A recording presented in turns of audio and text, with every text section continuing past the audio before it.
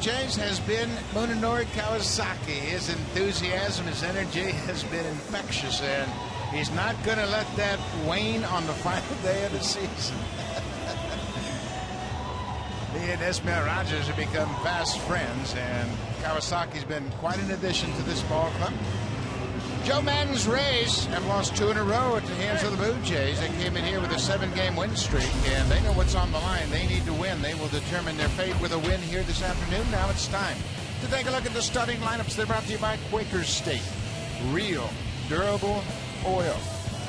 The Rays lost 7-2 on just 6 hits yesterday. David DeJesus is the leadoff man. Will Myers has really swung the bat well over his last 24 games, hitting .326 with 10 doubles and 4 homers. The right fielder has done a great job for the Rays. And Ben Zobrist against the Blue Jays this season, another fine year. 20 for 62. That's a .323 average. 3 doubles, 2 homers, 6 RBIs. And Zobrist starting at second base here this afternoon. Todd Redmond gets the call to close out the 2013 season. It's been a very good year for Redmond. 4-2, .377 earned run average. He's made 13 starts this season, and only one time has he allowed more than 3 earned runs. He gets the call today to shut down the Tampa Bay Rays, keep them out of the playoffs.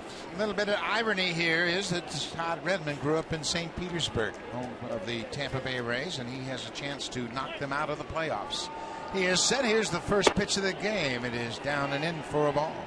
We are underway. David DeJesus leading off. He did not start in yesterday's game.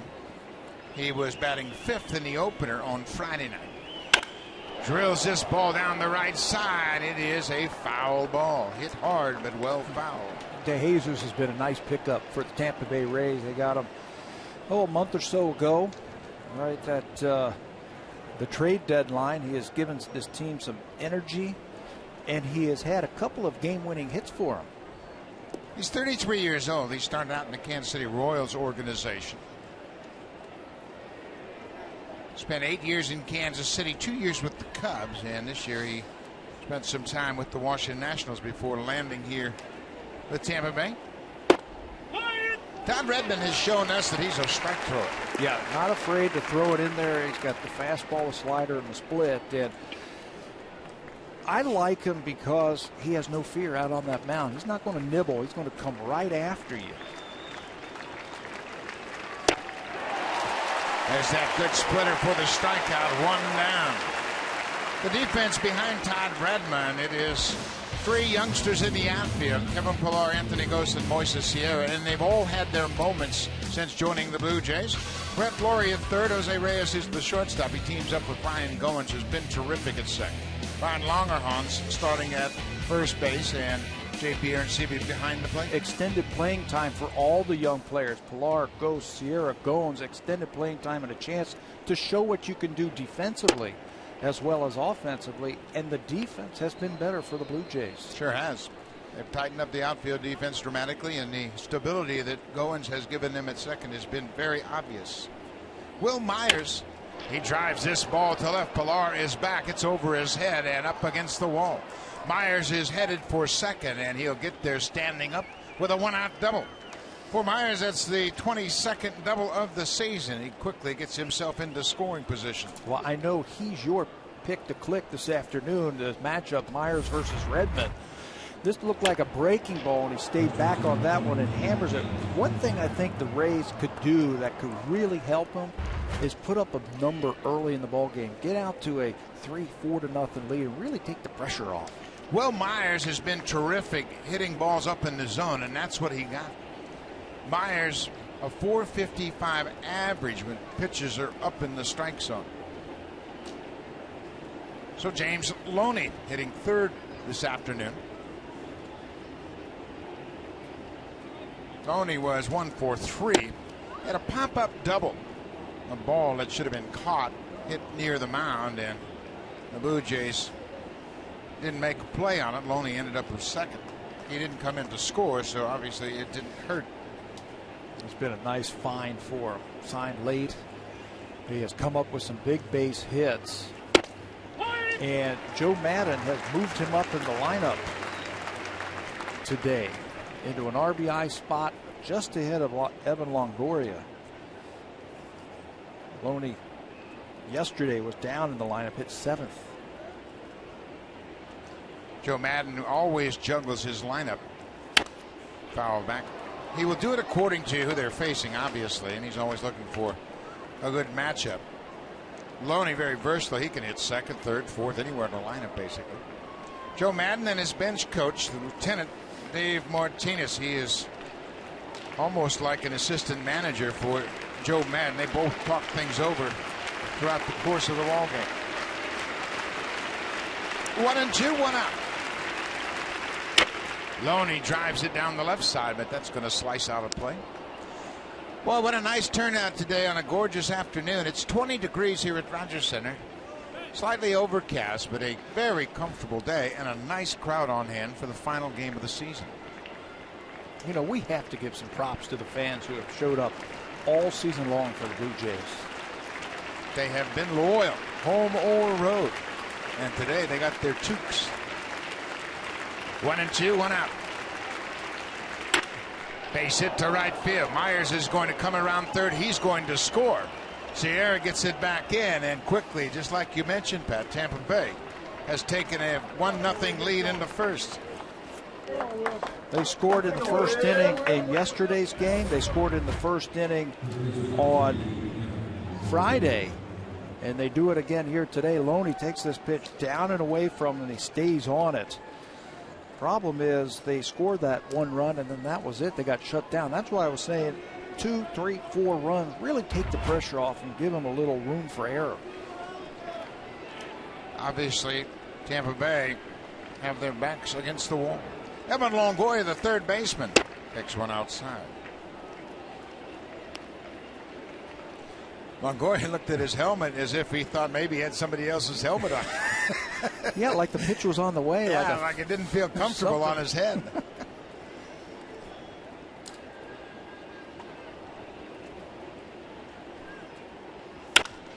Drives this one to right center and deep. Sierra back. Longoria has hit it to the bottom of the wall. James Loney is being waved around third. The throw will go toward third base, and Longoria has made it 2-0 Tampa Bay. Well, he always comes up with big base hits, Evan Longoria. The more pressure, the more he is able to focus, relax, and come up with big base hits. There's one right, the 38th double of the season. Fastball down and in, and he golfs it the other way. Longoria, the Blue Jays choose to pitch to him, and he hurts him again with an extra base hit. He's had a great year against Toronto. Your stars are supposed to come up with big hits, and he gets a big hit right there to make it a 2-0 ball game early. And he is certainly a star. Ben Zobrist has had a good year against the Blue Jays. That is the case with Zobrist.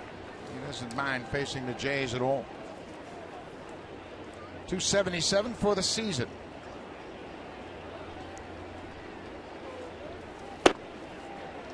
Inside, it's a ball and a strike. He's always hit really well in this ballpark also. Zobrist, he homered here on Friday. Got him off to that start yesterday with a double to center field. Say 291 career hitter here in this ballpark with 8 home runs. 1-1 count on Ben Zobrist. On the ground, Ryan Goins, couple of steps to his right. Throws Zobrist out. Longoria moves to third on the ground out. Let's take a look at the scouting report for the Blue Jay starter this afternoon, Todd Redmond. 65% of the time he's going to challenge you with that fastball. It tops out about 92, 93 miles an hour, but he flips it up there and really distracts the hitter. He's got a slider, and that changeup is really a split. Through a split grip, that's what he got the strikeout from DeJesus with, and he's got nice tumbling rotation on that splitter. Delman Young, the DH, goes after the first pitch.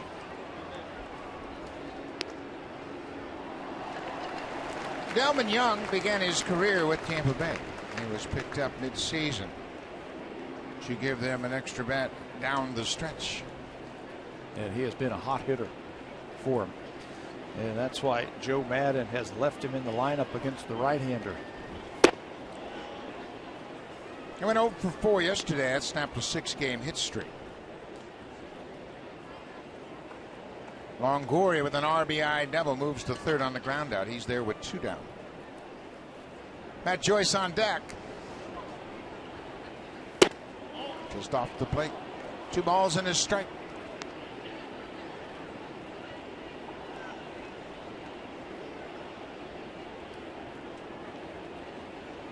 Delman Young signed a minor league contract on August 22nd. He was designated for assignment by the Phillies earlier in the month of August.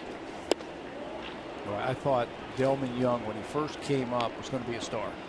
He's still a really good player, but I'm talking about 30 home runs, 100 RBIs, 25 steals, and a 290 to 310 batting average. I mean, that's the type of tools you saw when he was a young player. An off-speed pitch. He takes a healthy cut and misses. He did drive in 100 runs one season. That was with Minnesota. Yeah, he looked like he had all the chills. He threw very well from the outfield. He was a good right fielder when he first came up. Here's the payoff pitch, 2 outs. Base it up the middle. Delman Young drives home Evan Longoria, and it's 3-0 Tampa Bay. Well, those 2-out hits, those are going to be huge this afternoon for both teams, especially for Tampa for what they're playing for. Joe Madden is loving that. 2-out single that scores a run. It looked like another breaking ball. Spun that slider up there. Young stays back on that one, hits it right back through the box. That is how you win right there with those 2-out base hits. Short swing, protect the plate, put the ball in play, and he drives in a run for Young. That's his 6th since coming in. Pete Walker out to talk to Aaron Sebia and Todd Redmond, and John Gibbons has already started the bullpen. Neil Wagner is up, and you have to applaud Gibbons here. Integrity's on the line here. There's a lot at stake for all of these wild card teams, and Todd's fallen behind early, 3 runs on 4 hits, and you can't allow him to stay out there long. So John Gibbons has Neil Wagner already throwing. All hands on deck. Yeah. You got a long winter to rest up, so we'll probably see everybody out of that pen today if the game situation calls for it. Matt Joyce.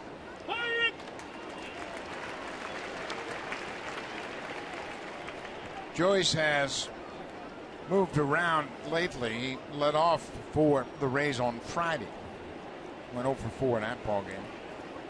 He's in left field this afternoon. Ball on the strike. Joyce for the season, 22 doubles and 18 homers. But it's been a struggle lately, just 6 for his last 60.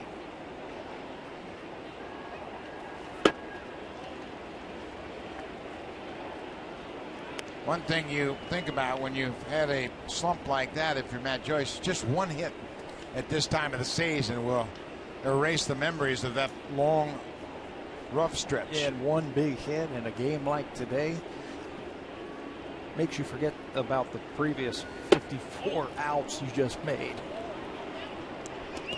3-1.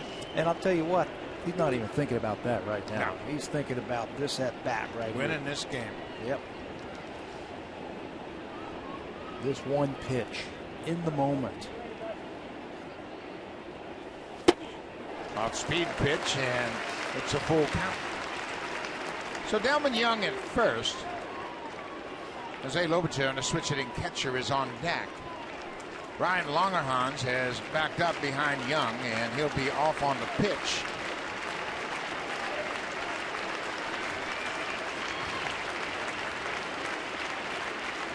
There it goes, Young. Popped back over the screen and out of play.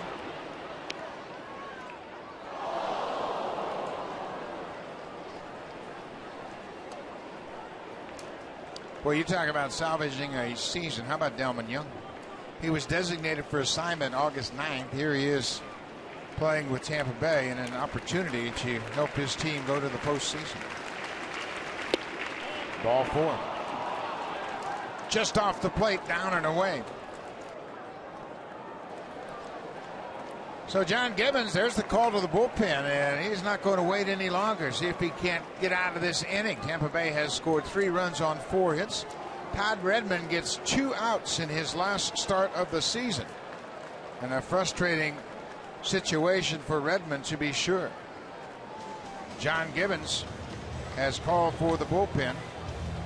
And Redmond reluctantly turns the ball over. Neil Wagner will come into the game when we come back to face Jose Lobaton. Tampa Bay up 3-0.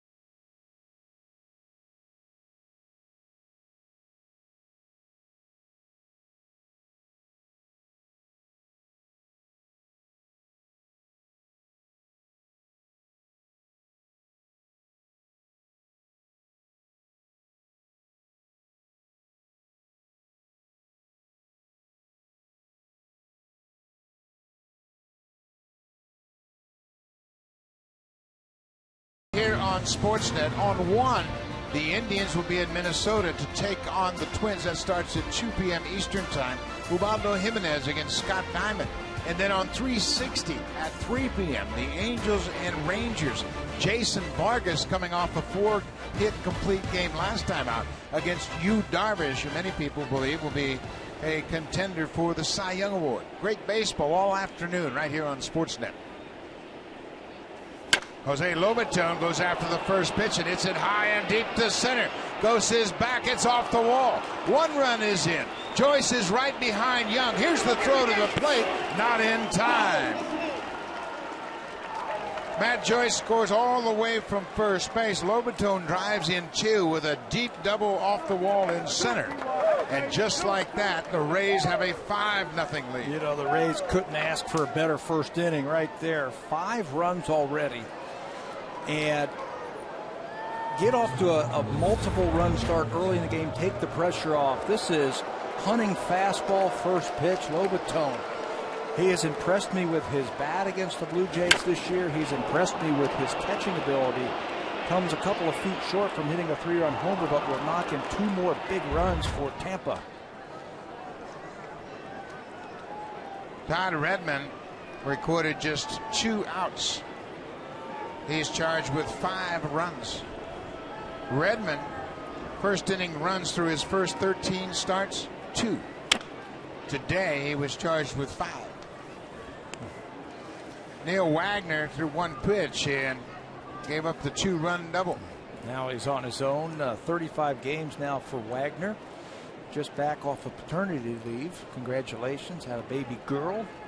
Went out to Arizona, now back the other day, and gets a chance to pitch here on the final day of the season. Escobar drives it to center. Lobaton's around third. Here's the throw to the plate, and it's going to roll into home plate, and there's the return throw. Escobar is out, but they get another run. So they have a bat-around inning in the first. They score 6 runs on 6 hits and take a big lead early.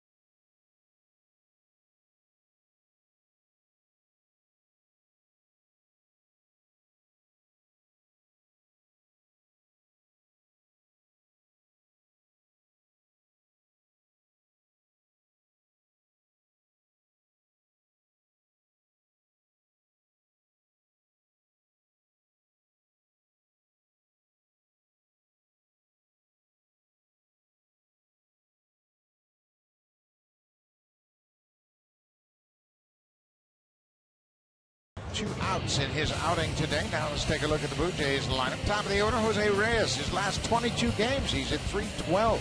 29 for 93, 10 doubles, a homer, and 6 RBIs. He's been setting the table very effectively. And how about Ryan Goins? A 9-game hit streak. .333 over that stretch. He has hit a double, a homer, and driven in 5. What a way to finish up the season with a lengthy hitting streak, and they'll take on Matt Moore. Who Joe Madden, his manager, says he was effectively wild Tuesday night at Yankee Stadium versus New York. 6 walks, a career-high 3 wild pitches in 5 innings, and oh yeah, he won the ball game. His 16th of the season, 2-0 with a .245 ERA in 2 starts versus the Blue Jays in his career. Tampa Bay has tightened up their defense dramatically from last year. Joyce is in left, De Jesus is in center, Will Myers, the rookie, in right. Evan Longoria, the Gold Glover, at third. Up the middle, it's Escobar and Zobas, James Maloney, a very good fielder, at first, and Jose Lobaton, the switch hitting catcher.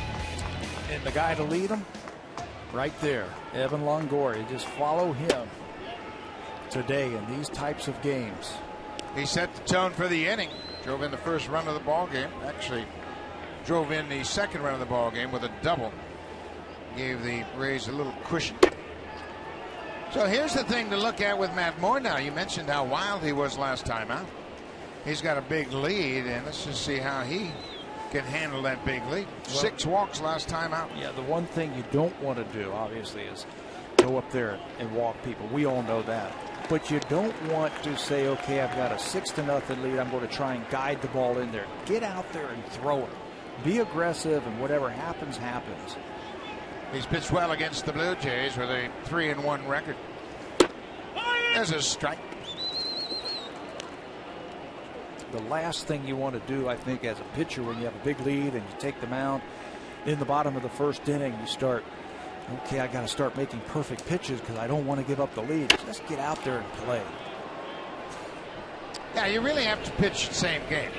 Pitch as if it was 0-0. Try to get into the flow of the game. We all know that starting pitchers have problems early in a ball game, settling in, getting used to the mound, finding out the strike zone, commanding your pitches. So you've got to take it as if, okay, this is a tight ball game. Yes. Yeah. And you're not trying to be perfect. You're just going to try and make good pitches. Ball 4. Reyes takes the leadoff walk. Let's look at the scouting report for the young left-hander for the Tampa Bay Rays. Matt Moore's got a terrific arm. Fastball 62% of the time, and it's 95, 96 miles an hour. He's better when he dials it back just a little bit. You'll get the curveball and the changeup from Matt Moore. This is his pitch usage, what he has done in 2013. A great arm. What he does at times is he throws too many pitches, and he's not around long enough because he's out of the ball game throwing too many pitches. 107 last time in 5 innings. As a result of those 6 walks. Anthony Gose batting second against the lefty. He takes strike 1.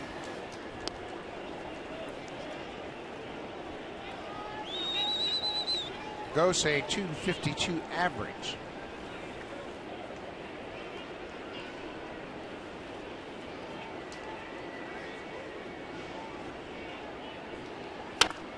Ground ball. Loney steps on the bag, and now they've got Reyes in a rundown. Escobar will tag him out, and the Rays get a break. That ball gets by Loney. No telling where the base runners end up, but he is a good fielding first baseman. Let's talk about the effect of James Loney over there at first base. On top of hitting .300, he is picking it. This is a huge play. He catches the ball and has the presence of mind to touch the bag while he does that to start this double play. Take that momentum and just put it right back in your dugout and do it with your glove. Those are the kind of plays you don't see in the box score. Yep. He really made a nice play and erased the impact of that leadoff walk. Brett Lawrie, .251. Lawrie had a good game yesterday. Finished the ball game 2 for 3. Had a couple of walks, a couple of singles.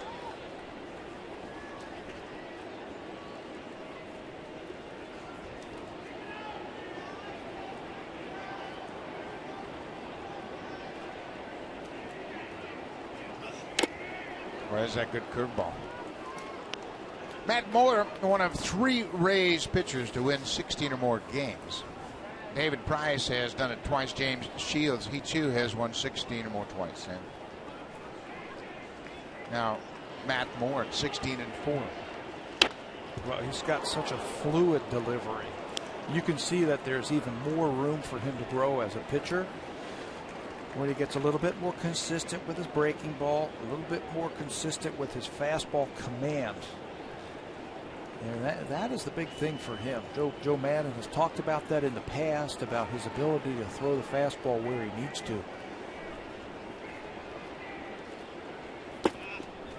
Matt Moore was an all-star. He was selected to the team who replaced Yu Darvish, and it was his first all-star selection.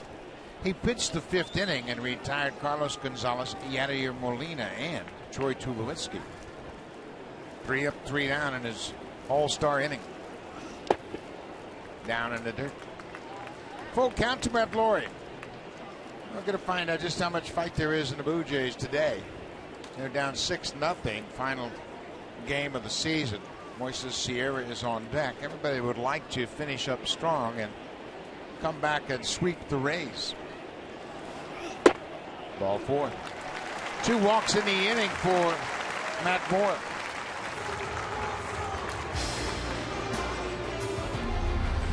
Jays on Sportsnet. Brought to you by Home Hardware and Building Center locations. Homeowners helping homeowners with expert advice.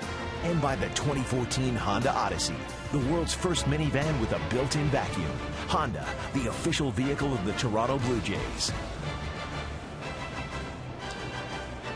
Beautiful afternoon at Rogers Center. Tampa Bay with a 6-0 lead.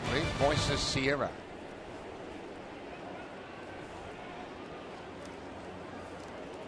Sierra batting cleanup. 1 for 4 in the game yesterday. He struck out 3 times in that ball game.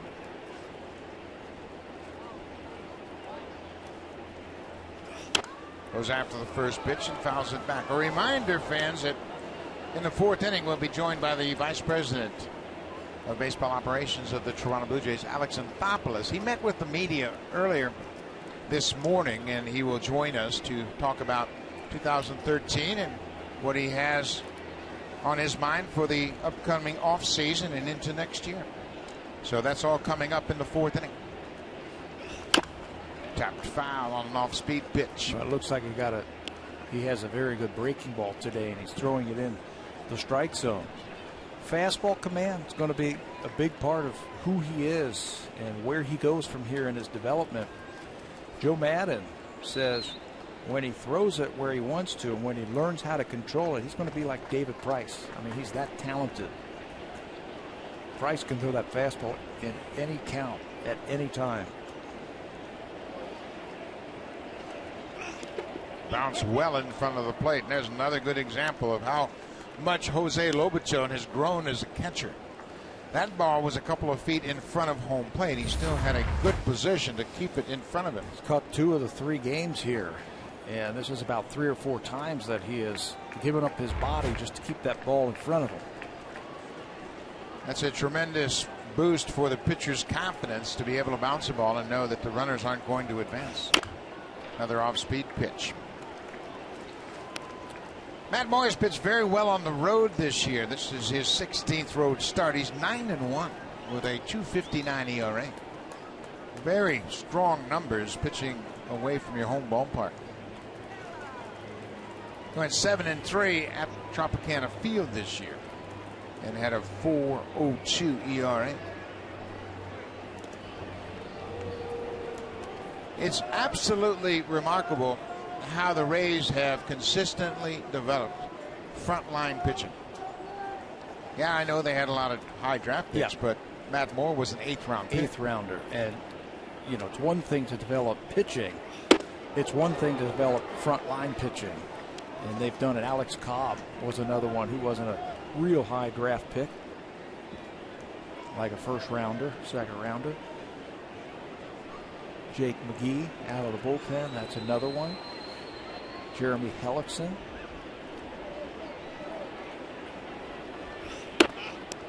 Yeah, you can go all the way back to James Shields. now in Kansas City, of course, but he came up as a youngster through this organization.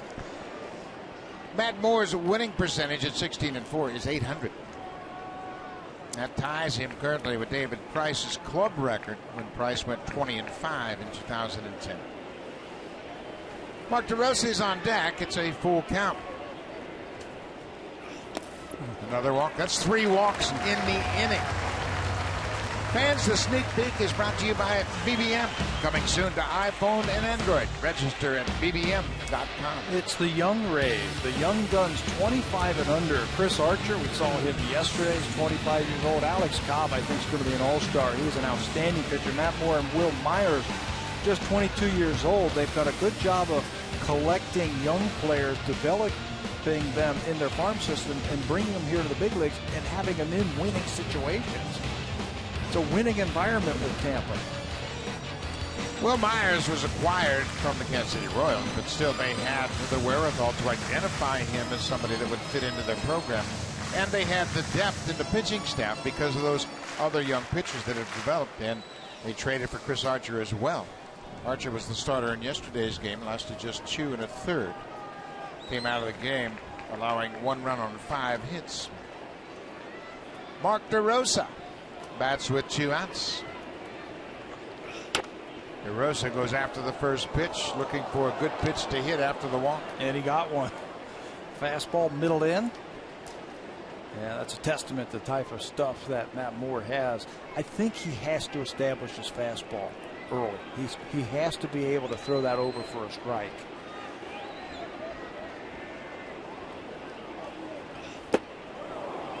And then it comes with a changeup, and DeRosa is quickly behind 0-2.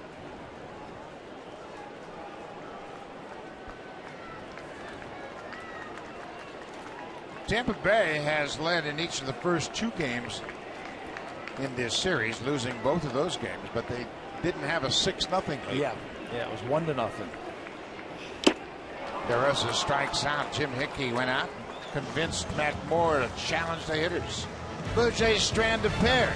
Tampa Bay leads at 6-0.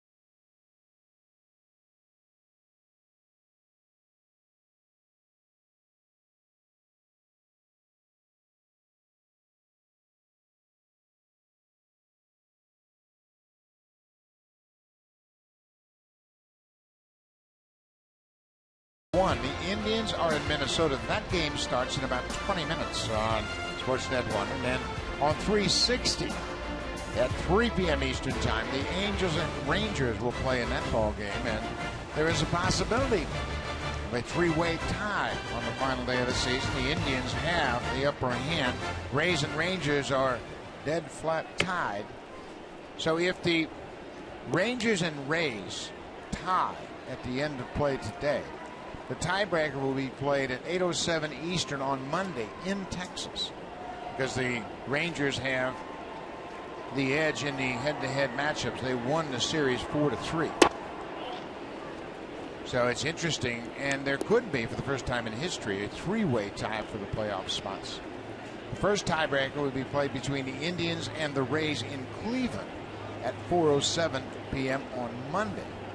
Winner of that game would earn a wild card berth. And then the loser would play against the host Rangers at 4:07 p.m. on Tuesday. And of course, you can see all those games should they happen on Sportsnet. It's a long way from being decided, isn't it? Yes, it is. And that's just the wild card. That doesn't even get you into the ALDS. There are a lot of options, and certainly Sportsnet will have all the playoff games. National League, American League, wild card, playoffs, ties. If they're going to play it, we'll have it for you. So make sure you check it out, and by the end of the day, we should have a much clearer picture of what's going to happen. Well, the guy standing behind Joe Madden, that's David Price. He's ready for action today. De Jesus. And look at David. He's got all the... He's got the markers and the highlighters and everything else. He's going to make moves. And I tell you, Joe Madden, he gets everybody involved. David Price, he's not pitched in this series. And, you know, I guess he's got two different sunglasses in case the sun really comes out or if it stays hazy like this. He's holding it for somebody. He is ready for anything. He's got highlighters, glasses, whatever it takes. Reyes, the shortstop, a high pop-up. De Jesus is retired.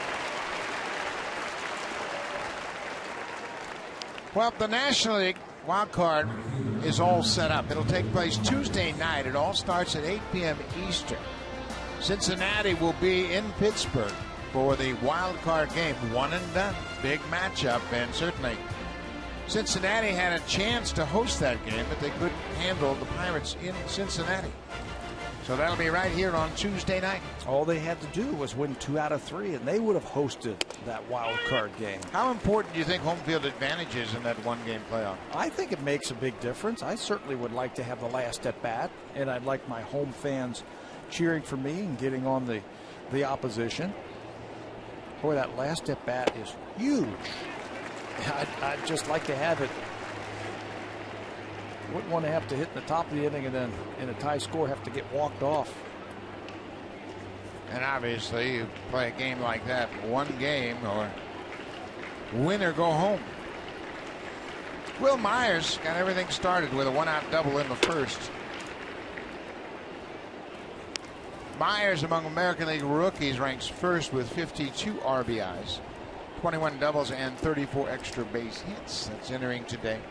I think he's going to win the Rookie of the Year award. Yeah, he has been put in the middle of the lineup of a team that is fighting to get into the playoffs. And he has produced .295 batting average, 52 RBIs. 2-2. Strike 3 call. Wagner finds the outside corner. 2 down.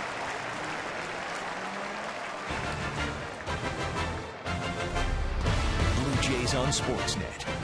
Brought to you by the 2014 Honda Odyssey, the world's first minivan with a built-in vacuum. Honda, the official vehicle of the Toronto Blue Jays.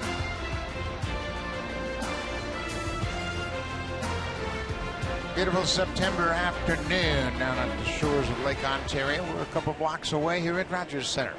Good crowd on hand. Certainly anxious for a Blue Jays comeback. They trail 6-0. James Loney, coming into the final game of the season, has built up a little cushion for himself. .300787 coming into this game. That was his batting average, rounded off to 301.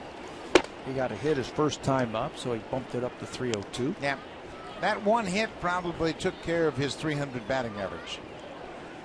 And obviously Loney's got bigger fish to fry than the batting average, but everybody wants to finish up. Everybody does. As a 300 hitter if you're well within range. 300 looks a lot better than 299 on the back of the baseball card. And it's important for Loney. He's a free agent.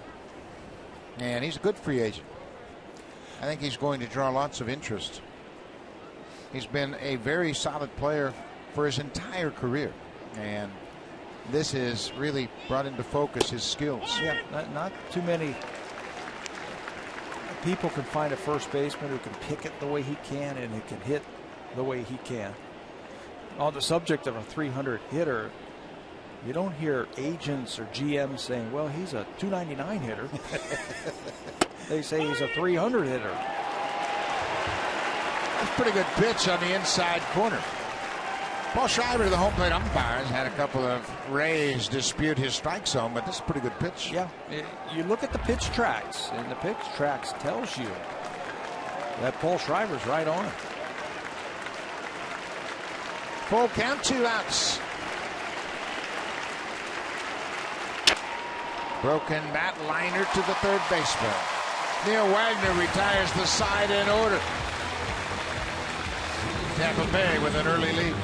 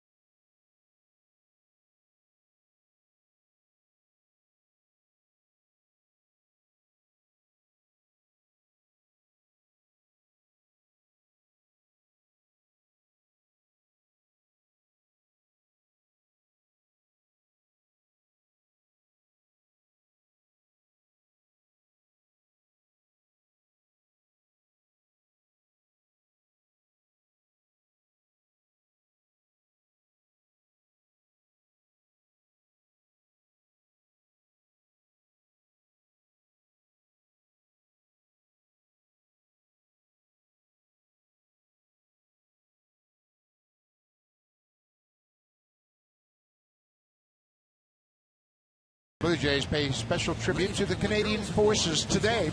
They salute Captain Mark Timms. In 2007, Captain Timms deployed to Afghanistan working with the Kandahar Provincial Reconstruction Team for 7 months. He deployed to Afghanistan again in 2010 for 11 months with the 10th Mountain Division. Congratulations, Captain Timms, and thank you so much for your hard work and dedication. Mark Burley does a terrific job of presenting those jerseys to the Sunday Salute recipients. Catches the first pitch. He's out there on Sunday afternoon with the jersey and does a little bit of everything. Brian Longerhans playing at first base.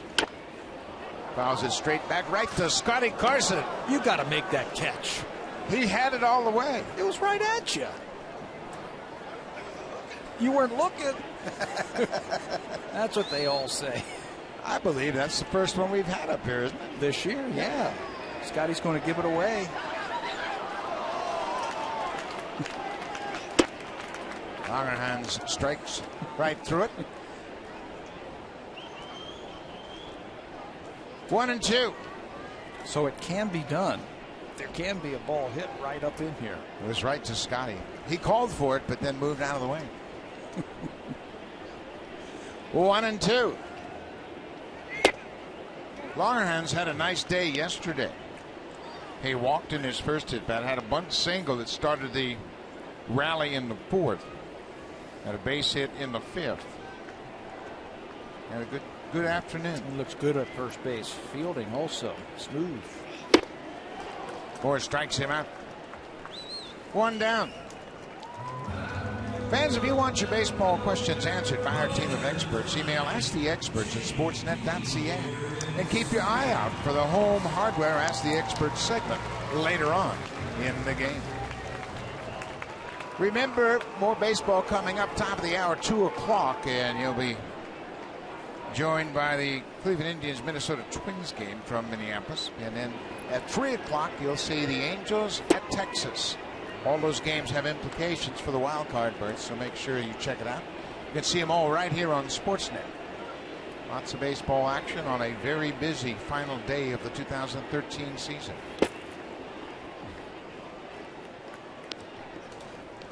Take a look at the matchups. In Minnesota, it'll be Ubaldo Jimenez for the Indians against Canadian Scott Diamond. He's going to the mound for the Twins, and Jimenez has really been throwing the ball well of late. Later on, it'll be Jason Vargas for the Angels against Yu Darvish. Two great pitching matchups, and obviously big ball games. Jason Vargas is coming off a 3-0 win over Oakland. He pitched a 4-hitter complete game. And Yu Darvish, 13-9 for the season, is 6-1 for his career against the Angels. So obviously, they have a lot of high hopes. How about Ubaldo Jimenez? He has just taken it to the next level, haven't he? He's 12-9 with a 338 earned run average. Arancibia pops it back over the screen. It's out of play. Jimenez is a free agent. All of a sudden, he has put himself into a pretty good spot. He was a terrific pitcher a couple of years ago for Colorado. I mean, he was as good as anybody in the game. Yep. And then he regressed a little bit, and everybody wondered if he would ever get it back. Well, he's back. Yeah, he got out of whack a little bit, his mechanics, and then Cleveland's pitching coach did a heck of a job with him. Another pop-up. But when Justin Masterson went down for Cleveland, their #1 starter with an oblique strain, Ubaldo Jimenez was the guy who took it to the next level and has been pitching like a #1 ever since. Well, obviously, he was in that role for a long time with the Rockies, so it wasn't a big adjustment. But his stuff is back. Yep. And that's the big thing. Throwing strikes, getting that breaking ball over. There's nothing wrong with his stuff. It's always been great. It's always been a problem for him getting it into the strike zone consistently. J.P. Arancibia. Foul tips it into the glove of Lobaton. That's 3 straight strikeouts for Matt Moore. He got DeRosa to end the first, gets Longerhans and Arancibia to start the second. Well, whatever Jim Hickey said to him when he went out there after the 3rd walk in the 1st inning, it's working. 3 straight strikeouts. This one foul tip right into the glove of Lobaton. It looks like it's, let's use the fastball changeup combination a little bit more. 2 pitches that you should have pretty good command with. There's a fastball strike. Ryan Goins, a 9-game hit streak. He's done a terrific job, batting .263.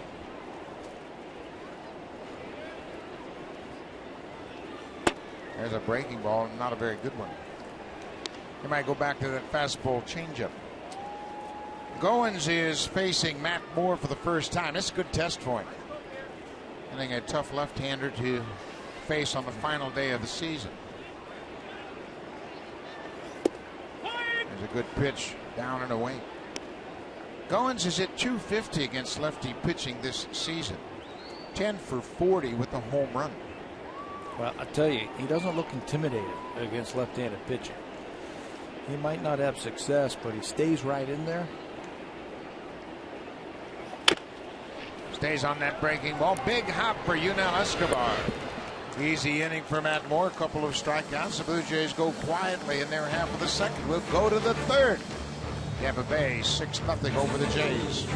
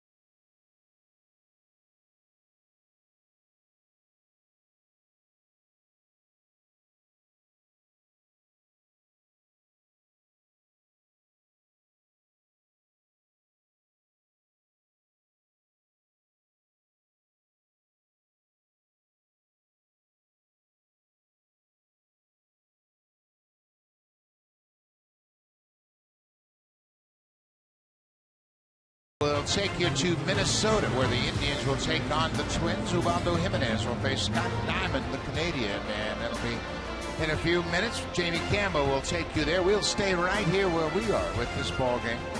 Blue Jays trail Tampa Bay 6-0. Wagner entered the ball game with 2 outs in the first.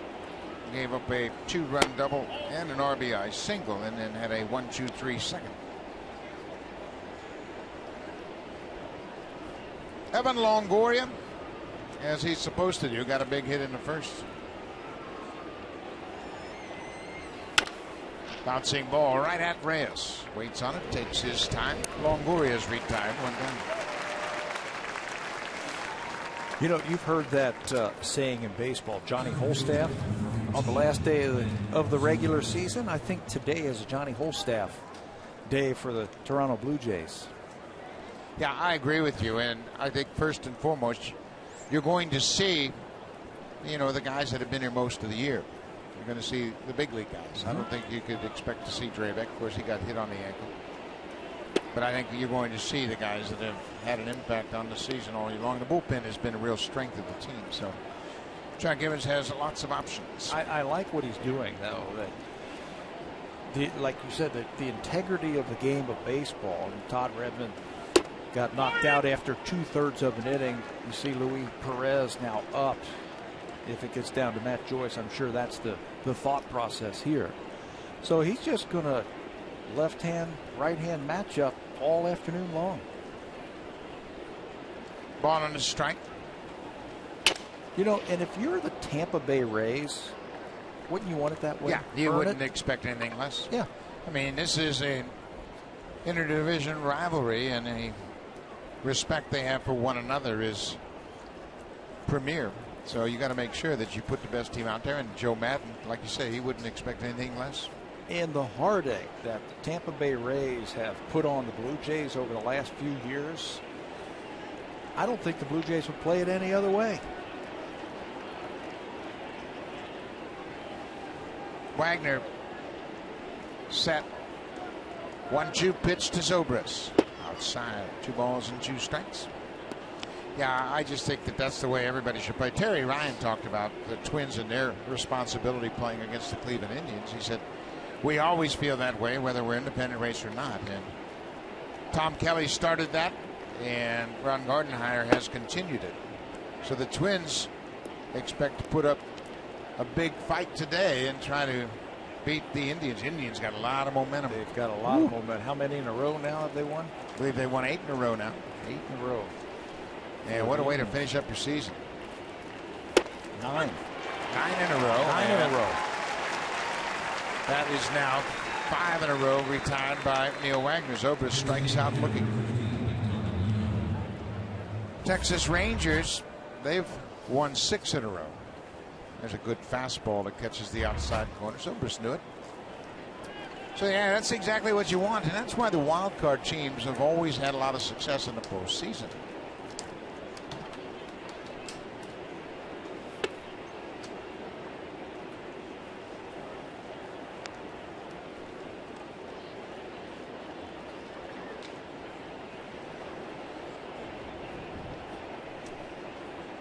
Delman Young, 1 ball, no strikes.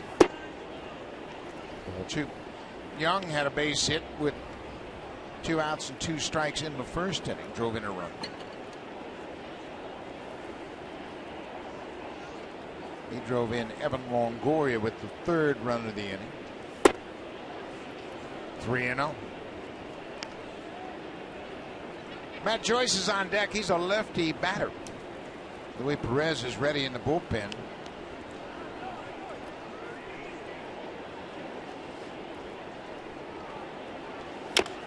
Young got the green light, 3-0. Well, told you he's been swinging a hot bat for the Rays, and he can lose one very easily. He homered here the first night. So Joe Madden gives him the green light. See if he can get a quick one on the board.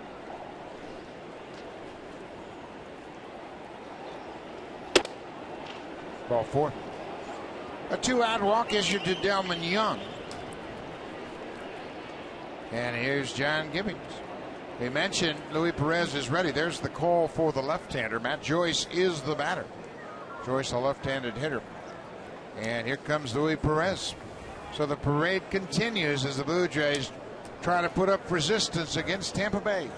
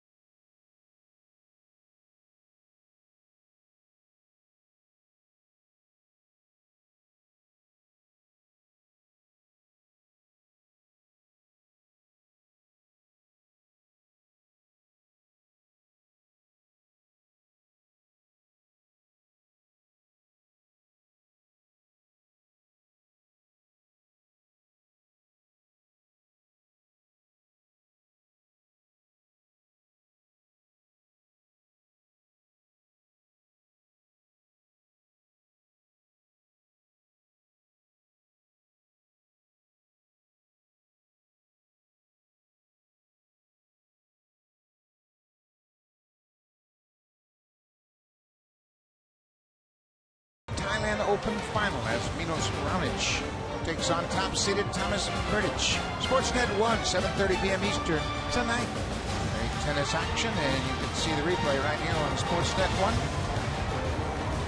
Our new pitching change is Luis Perez appearing in just his 6th game of the season, and he's had some pretty impressive innings of work so far. In the first time that the Rays have seen him in this series, he last worked on the 24th. That was at Baltimore, a very clean inning against the Orioles. There are his numbers, and I think Louis is going to fit into the bullpen next year in a very prominent role. Will probably take the place when Darren Oliver retires. Darren Oliver has announced his retirement. He will pack it up after a terrific career. He's in the bullpen, and the Blue Jays hope to honor him today. They've got a video tribute to Darren Oliver. They will show here on the scoreboard. Well, the way this game is going, I'm sure he'll be pitching in it. Matt Joyce walked and scored in the first.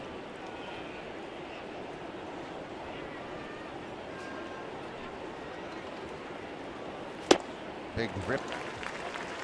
Joyce hit a home run against the Yankees on Tuesday night.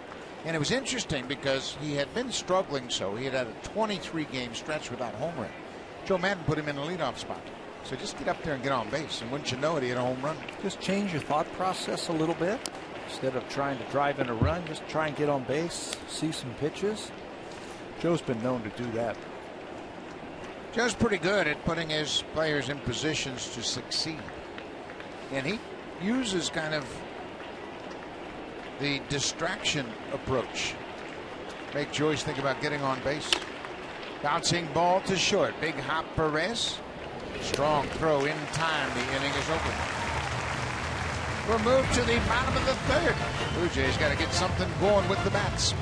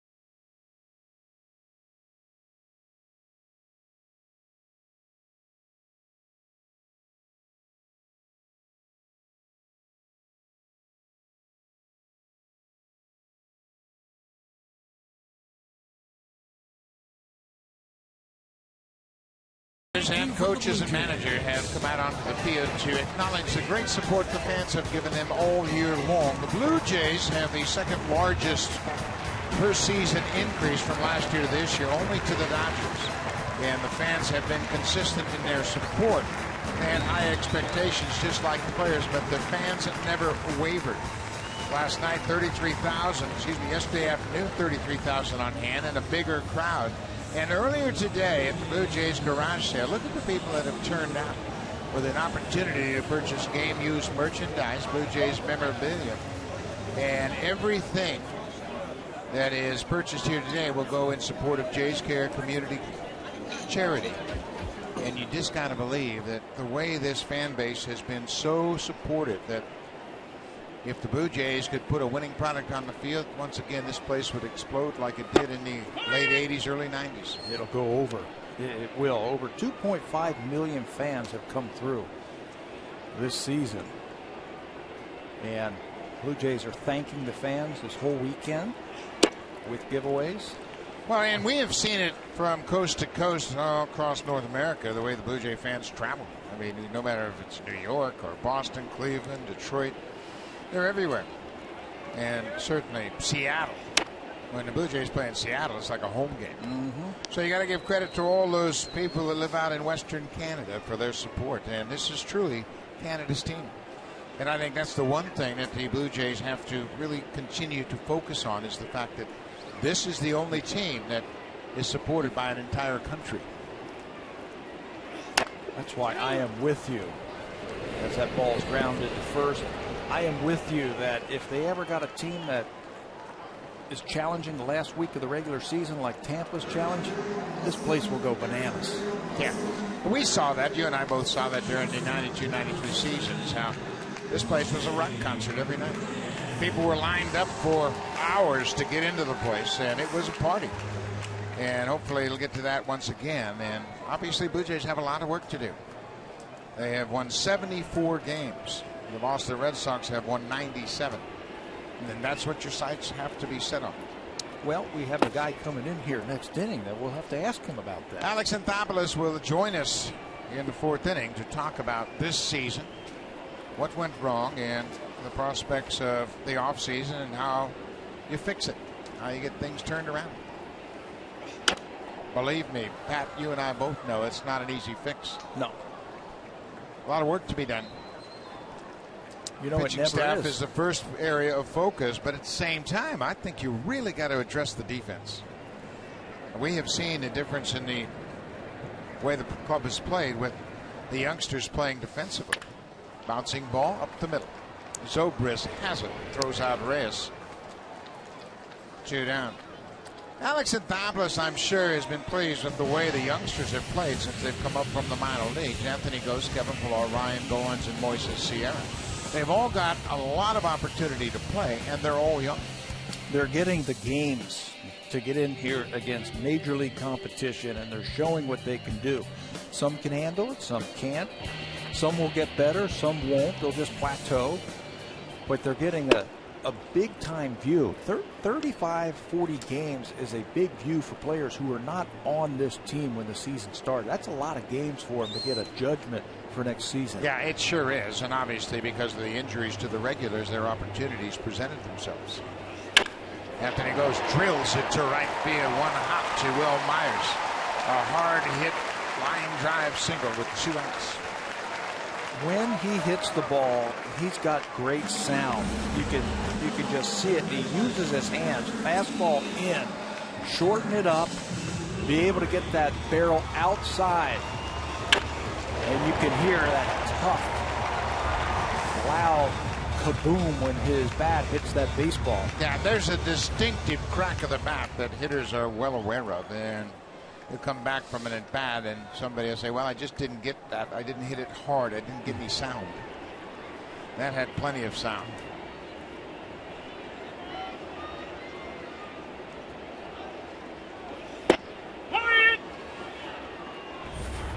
Anthony Ghost, or you look at Matt Moore after that hit, looks at his fingers, and generally when a pitcher starts doing that, that's an indication that he might be feeling a hot spot, maybe even the beginnings of a blister.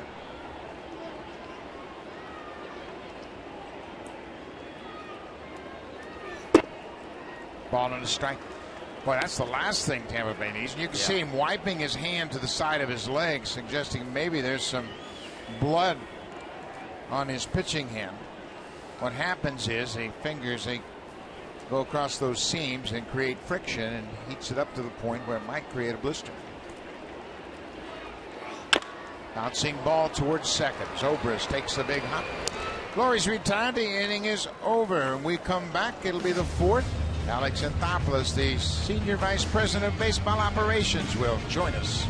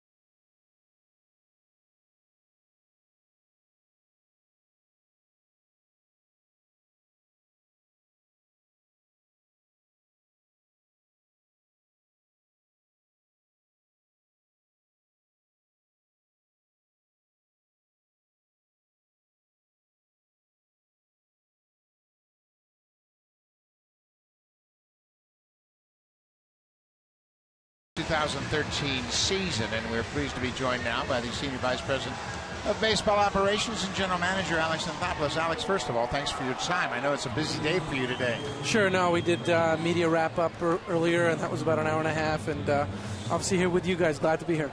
Alex, obviously, the first point of discussion is the disappointment of this season. Everybody went into the season hoping to be a contending ball club, and obviously that faded fast. First of all, let's start with the pitching. Obviously, the pitching didn't perform as you anticipated. How do you fix the pitching staff from this point forward? Great question, and that's, like you said, we felt coming into the year that was going to be a strong part of the club. We felt that 1 through 5 we were going to have a chance to win each night, and obviously it didn't work out that way. 3/5 of the rotation, whether it was Johnson, Morrow, and then the combination of Hap, Romero, health, performance, things like that didn't pan out for us. So the only mainstays have been R.A. and Mark Burley. And beyond that, we've had more candidates that have come in, and we have more volume than we did a year ago. But I think we're going to have to look to free agency, which is not always easy to do, and also trade. And also we're going to need some internal improvement as well. Brandon Morrow was so good for this club in 2012 and looked like he turned the corner. And with the injury he suffered, and that was really a big blow to us because we felt both him and Josh could really have a chance to make the All-Star team and be impact starters for us. Discounting the injuries to the starters, let's stay with the starters. When did you say, you know what, I don't think we're good enough to win the American League East with this team? I would say, obviously you're hopeful throughout the year. You go through peaks and valleys. Going into the last road trip to the All-Star break, I thought that was an important road trip, and going to Cleveland, going to Baltimore, and even the trip after we won the 11 games in a row, and we went to Tampa and Boston. I think our one loss was the same as Tampa going into that series. That was a tough road trip. Then going into that last road trip before the All-Star break, that was really tough. That's the first time it was just going to the break. We were 4 games under 500 and limped to the break. And finally, I think we played Tampa coming out of the break, and we played well, but we started blowing some leads in the 8th inning. And then with the LA Dodgers soon after, we blew some leads as well. And the bullpen had been so good for us, and we hadn't blown a lead, I think, after the 7th inning on, and we had done that. That's where it really started to truly fall apart for us. But it was going to be challenging. Once Josh had a hard time and then got hurt, and then Brandon got hurt, we knew we were going to have to try to mix and match and get through it. But that's probably the first time. After after the break, those first 2 series, the first time it really hit home that it's going to be really tough. Alex, when you look at the candidates you have for the rotation next year, the internal candidates include Morrow, obviously. Mm-hmm. Then you have Ricky Romero, and you have Drew Hutchinson, and Kyle Drabeck, and Todd Redmond, and Jay Happ, and all of those guys. First of all, with Morrow, what makes you think that next year Morrow will be able to change what he's done over the last several years, because he hasn't had a complete year except for one season? Correct. And, the one season was 11 when he had 180 innings and really only truly put it together at the end of the season. And the encouraging part is that he carried it over into 2012, and he suffered the oblique injury. It was not an arm injury.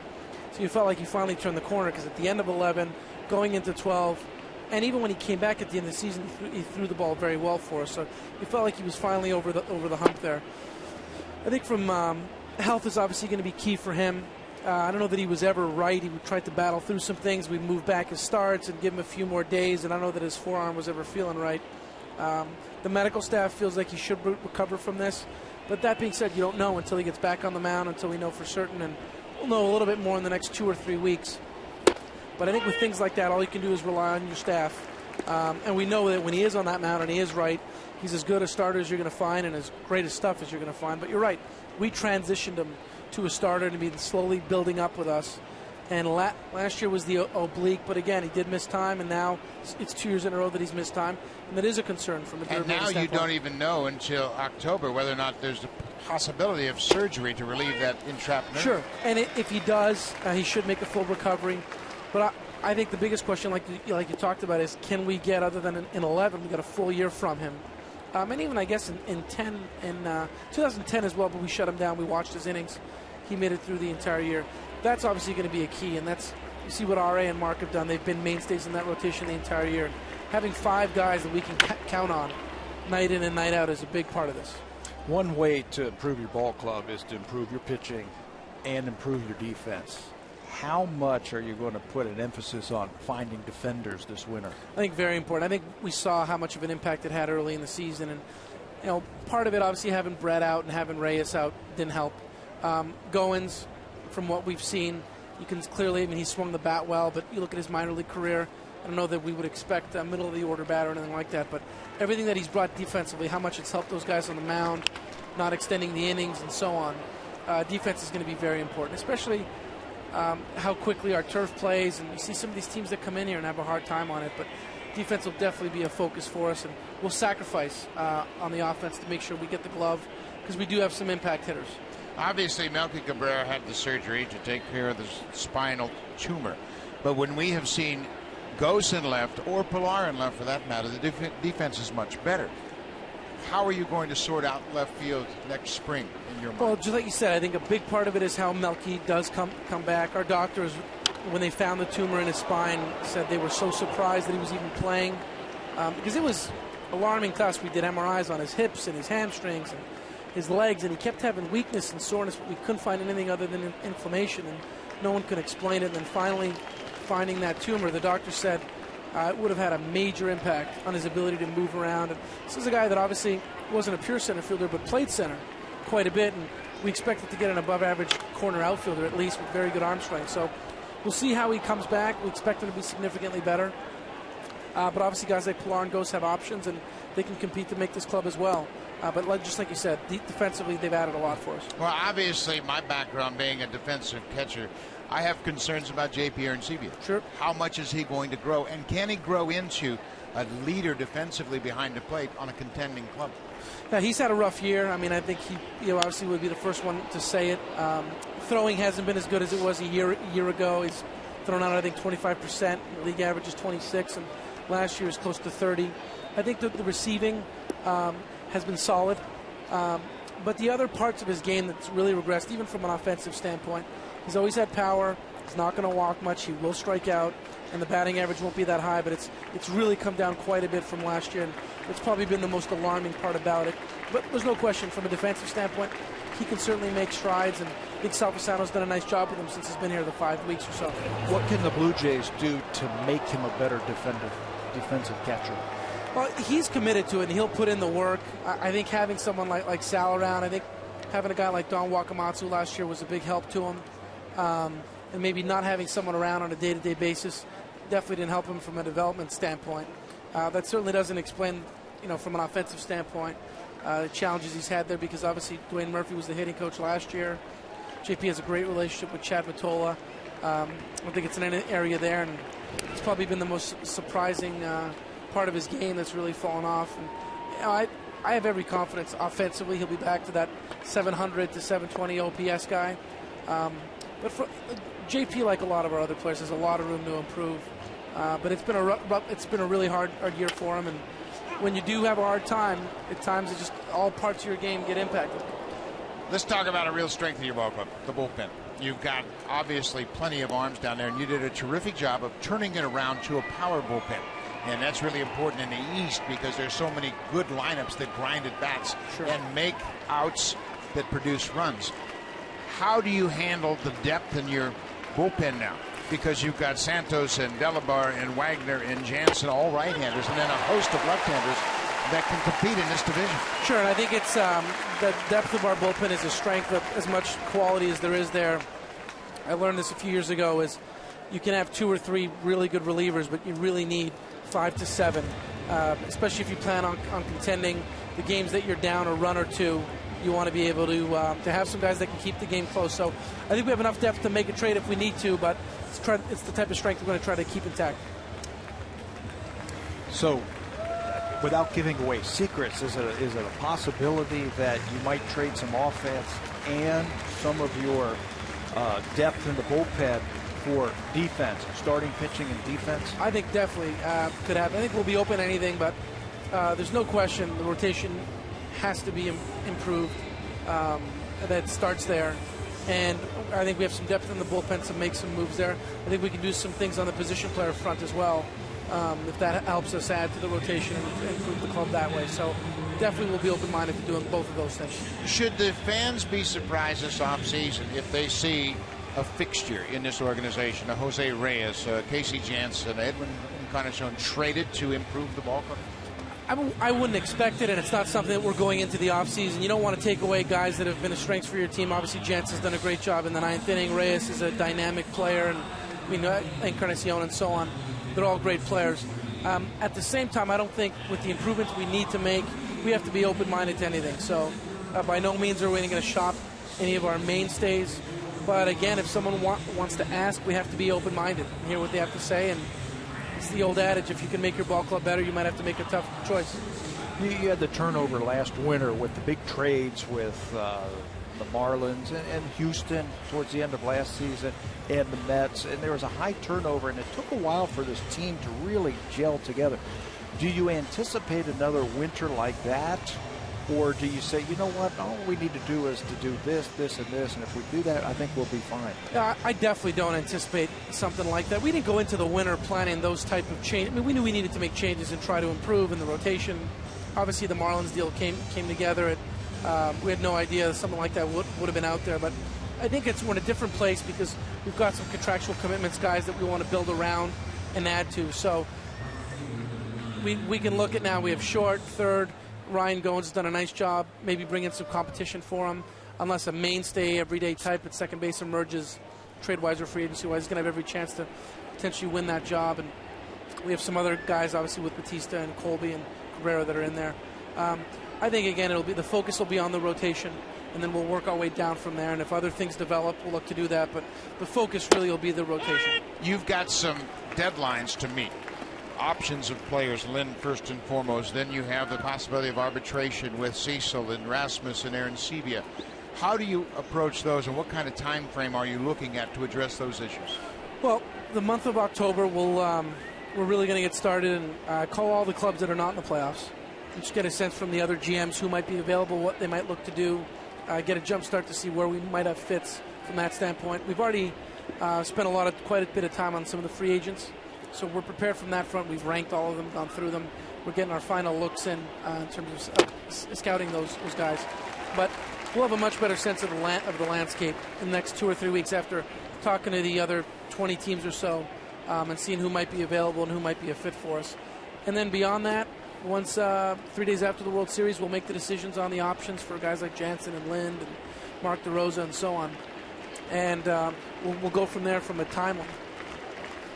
With the Japanese free agent, Masahiro Tanaka, I saw him pitch. I'm sure you've seen him pitch, Sure. and he looks like a guy that could translate to be very effective in the major leagues. Are the Blue Jays in a position to get involved with Tanaka?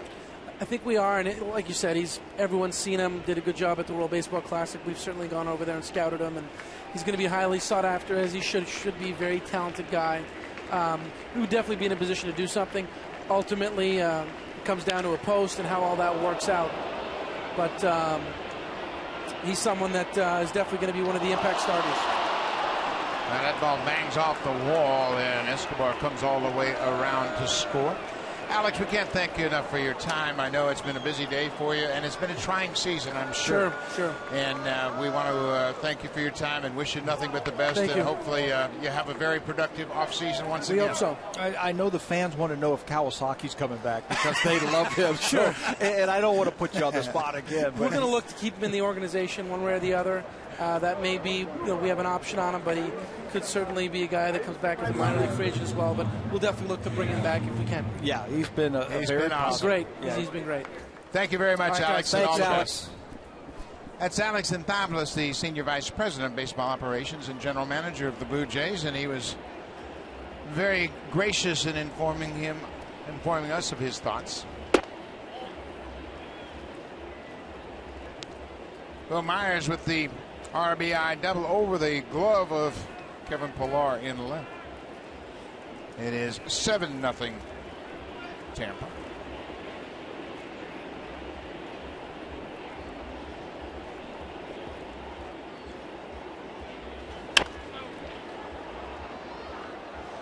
Well, Pillar gets back to the wall, and then I think he gets surprised as he reaches up to make the catch. Bam! He rams into the wall, and that upset his timing just a little bit. You got to do a better job of finding the wall, knowing where you're at, because that was a catchable ball. It wasn't that far above his glove, but he got surprised when he banged into the wall. So Myers has had a couple of doubles here today. Scored a run, driven in a run.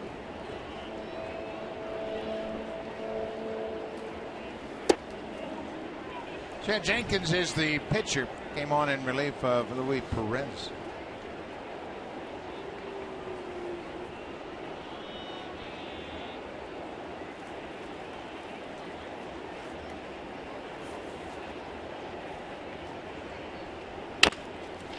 Off speed pitch, bounced up the middle. Goins near second, makes a good throw to end the inning.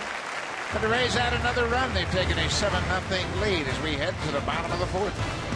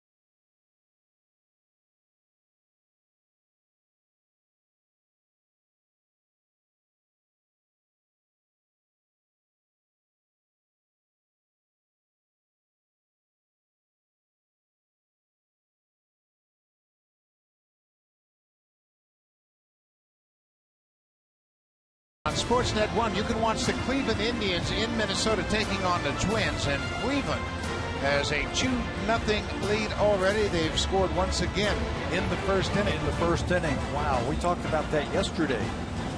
4 times this month they've scored 4 runs in the first inning. Today they scored 2 in the first.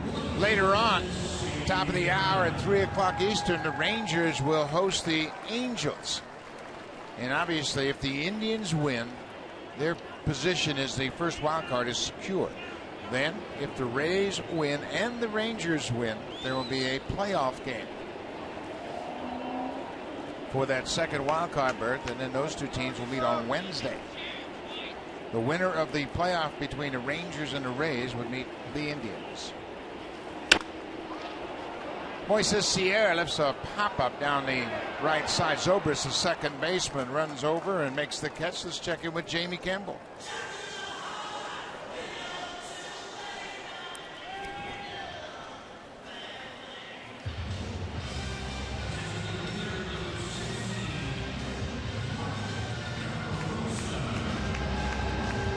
Armando Jimenez, the starter, as we mentioned, for Cleveland. How about the veterans, Nick Swisher and Jason Giambi, bringing some character to that ball club?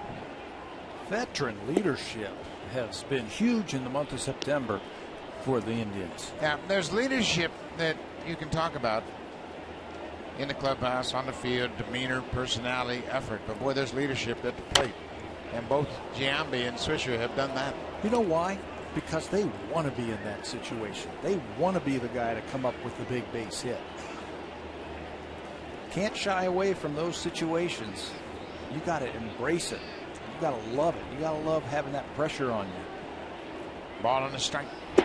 Mark DeRosa has been a nice addition, and obviously he's a utility player. He's a role player. He doesn't have the clout of an everyday player. Boy, he's got the right mindset, and certainly has added an awful lot with his character to this ball club. But when you're trying to build a contender, how much stock can you put in character when you need to have improved defense, better talent, better pitching? I mean, obviously you and I work with this team all the time, and both of us, I think, would love to see Mark DeRosa back in a position where the Blue Jays were a contending team, and he would have even more of an impact on a club that was in contention. He's a pro, and he brings it every day. He understands the team concept, what it means to win, and how you bring it every day. I mean, there's days you don't feel like playing, but you got to figure out a way to try and win that day's game. Now, we heard it from the Boston Red Sox. We talked to many of their players when we were most recently at Fenway Park. And the one thing they always talked about when they tried to characterize their team, said, we're baseball rats. We're baseball junkies. All we talk about is baseball. And you need that. In this day and age, there's so many distractions that can deter you from the job at hand. A little flare into center. De Jesus got a bad break, and it's going to fall. David De Jesus played the big swing. DeRosa got jammed and ends up with a little Texas League single. How many times have you seen that in baseball, where that guy takes the full swing and hits it off the end of the bat? Watch the center fielder, De Jesus. He breaks back, turns sideways, takes a couple of steps back, and by that time it's way too late. The big swing right off the end of the bat, and DeRosa's got a base hit. Corner outfielders will be hollering in, but the center fielder reacts to that swing and thought the ball came off the bat much better than it did. So DeRosa has a single. Brian Longerhans struck out his first time up.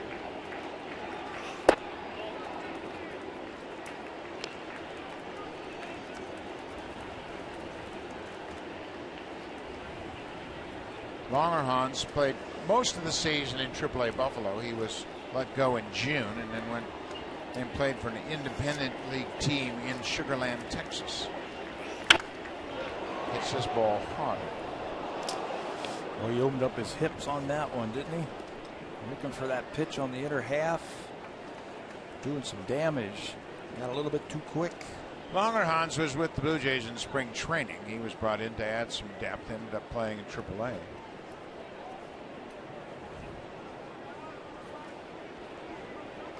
Longerhans is 33 years old, so you wouldn't expect that he would have a big role in the ball club next year.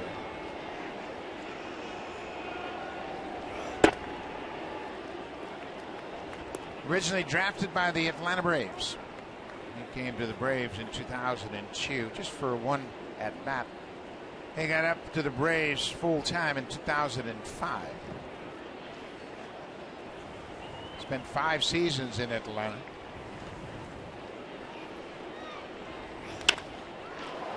High fly ball to left. Joyce hustling back in front of the warning track and makes the catch.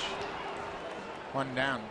Alex Anthopoulos was with us during the 4th inning, and we talked an awful lot about the team and the defense, and in particular in JP Arancibia. And Pat, correct me if I'm wrong, but Alex believes that there's obviously more upside offensively, but he too thinks that Arancibia can grow as a defensive player.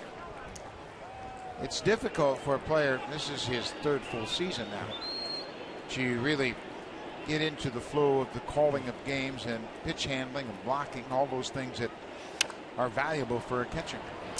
He rolls this one to short. Arancibia is retired on the force out. We'll go to the 5th. Tampa Bay leads at 7-0. Now for a Blue Jays Central update. Here's Jamie Campbell and Greg Zahn in the Blackberry broadcast studio.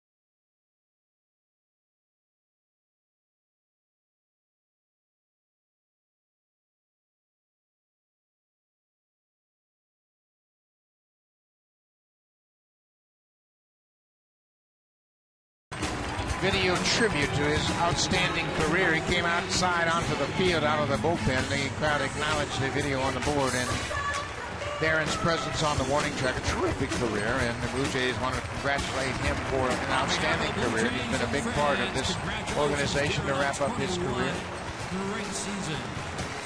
Darren Oliver will retire. You can see the respect he has among his teammates. Class. I mean, that's what he has after all this time. He said it's time to get back to the house and be with the family. It's been a long and illustrious career. Anytime a guy plays 20 years in the big leagues, it's a special career. 118 wins, and Darren's 42 years old. He played 10 years with the Texas Rangers and played in both leagues for a long time, served as a starter and a reliever throughout his great career.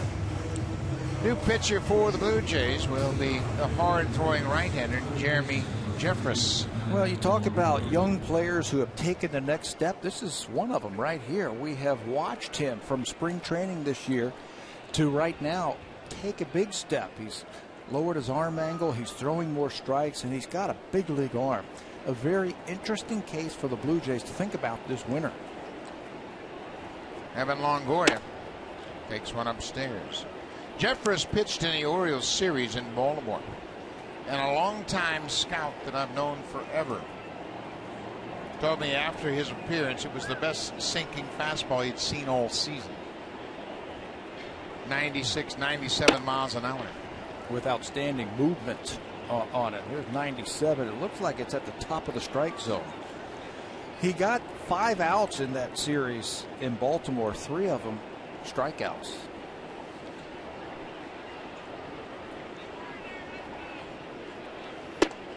There you can see the late movement at 96, and there's not a hitter in the world that's comfortable facing that kind of arm. What he needs to do is just trust it, shoot for the big part of the plate, and let the movement take it to the corners. You know, once he starts doing that with his fastball and finding that release point and finding that ability to throw it at any time for a strike, he's all over the strike zone. He's just not getting the call right now. Yeah, and you know what?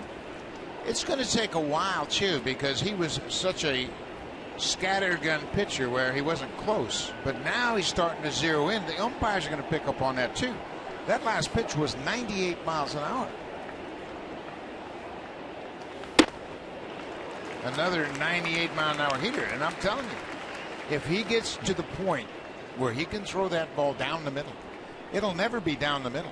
It'll be working to both sides of the plate. Both sides, and it's going to be hard for the hitter to barrel that ball up.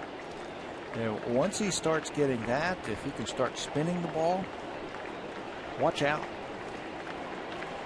Full count. Hit on the ground right to the second baseman. One down.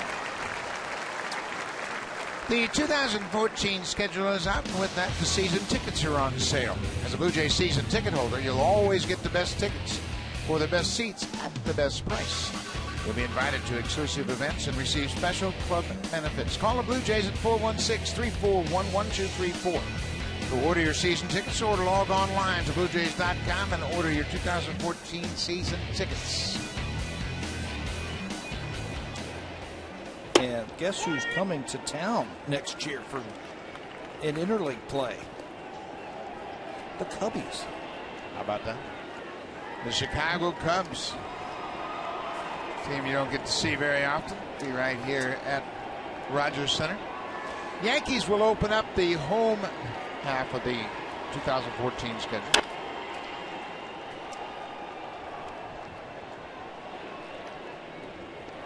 When you look at the schedule ahead, Blue Jays will open up on the 31st of March in Tampa Bay against this same Rays ball club, a 4-game series to start the season.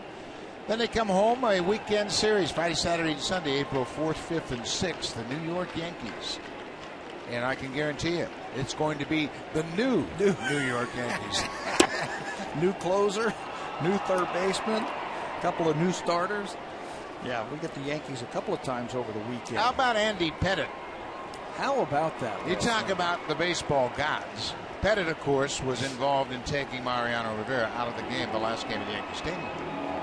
But he made his final appearance as a starter in his hometown, Houston, and threw a complete game. Complete game. How about that? That's awesome. Against his former team. And he gets to walk off the field with his ball club for a final time. I mean, there can't be anything better than that. And he improved his record to 11-11. Did you see Mariano said that's it? I can't improve on what happened the other day at Yankee Stadium, and I'm finished. And good for him. You know, why would you go out there and diminish the impact of that final moment at Yankee Stadium? I agree. That was terrific. It's one of the best things that we've ever seen in this game. Andy Pettitte finishes his career never having a sub-500 season. When he got to 11-11, huh? Yeah. Never had a losing season. Good for him. 2-2. Just to finish up on the season next year, the 2014 season, the Cardinals come to town also in interleague play. We get to see them over the weekend in the 1st of June, and the Phillies get to come to town. Milwaukee Brewers are going to be here.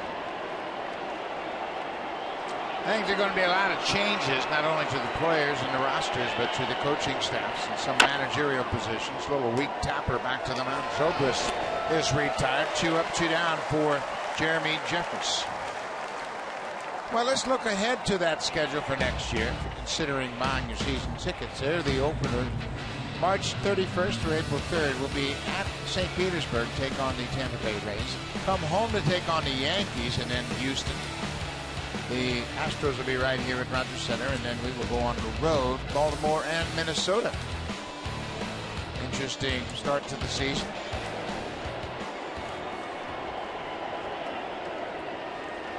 You know what we might have to do is get some of those toques that they're giving out today, because April in Minnesota is never very fun. Baltimore and Minnesota will be going.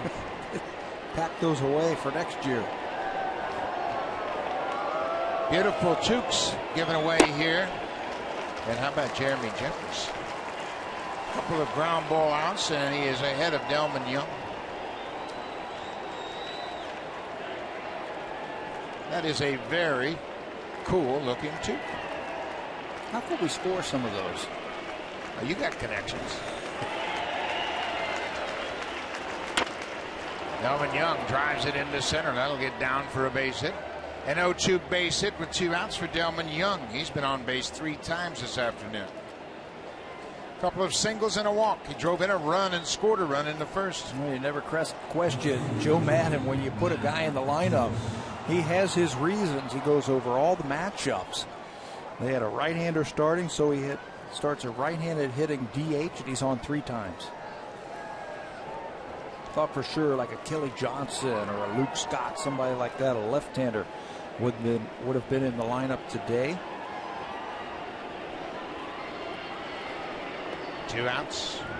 Matt Joyce 0 for 1 with a walk.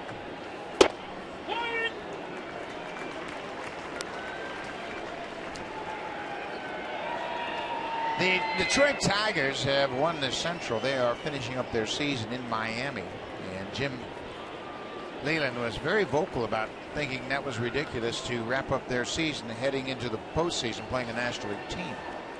And he's going to be a little bit further upset right now. Henderson Alvarez, the former Blue Jay, is not allowed a hit to the Tigers through 7 innings. How about that? What's my first thought of that? What's their lineup? Yeah. You know, who are they throwing out there? They throwing out the Bomber squad? Last day of the regular season? Bear with me, Mr. Tavern. Ask and you shall receive. It's 0-0. Don Kelly's leading off. Andy Dirks, Fielder's in the lineup. He has since been removed. Johnny Peralta starting in left. He's now playing shortstop. Yeah, it's the bomb squad. The extra men. No Cabrera? No.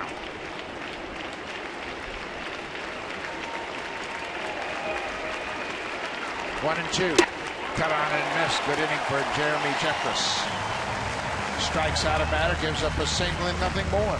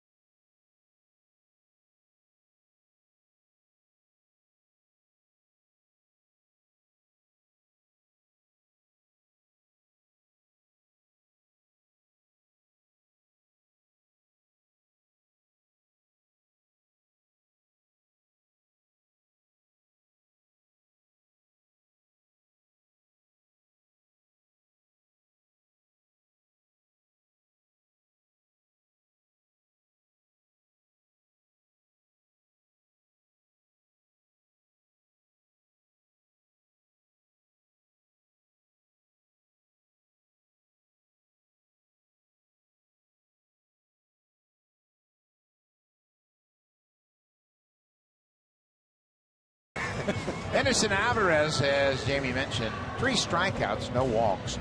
They did have a batter reach, or the Tigers. Danny Echeverria committed an error. So it's not a perfect game. Justin Verlander started, went 6 innings and struck out 10. Take a look at the wild card standings, and you notice the scores are at the bottom of your screen. Cleveland is up 2-0, top of the third. LA and Texas, they will start things off at 3 p.m. Eastern time. That is Jason Vargas going to the mound for the Angels, opposed by Yu Darvish. A terrific pitching matchup. on Sportsnet 1 and Sportsnet 360, so make sure you check it out.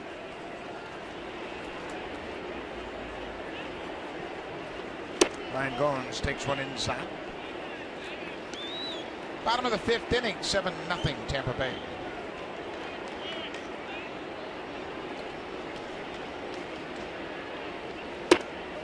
Ball on a strike. So many different ramifications involved.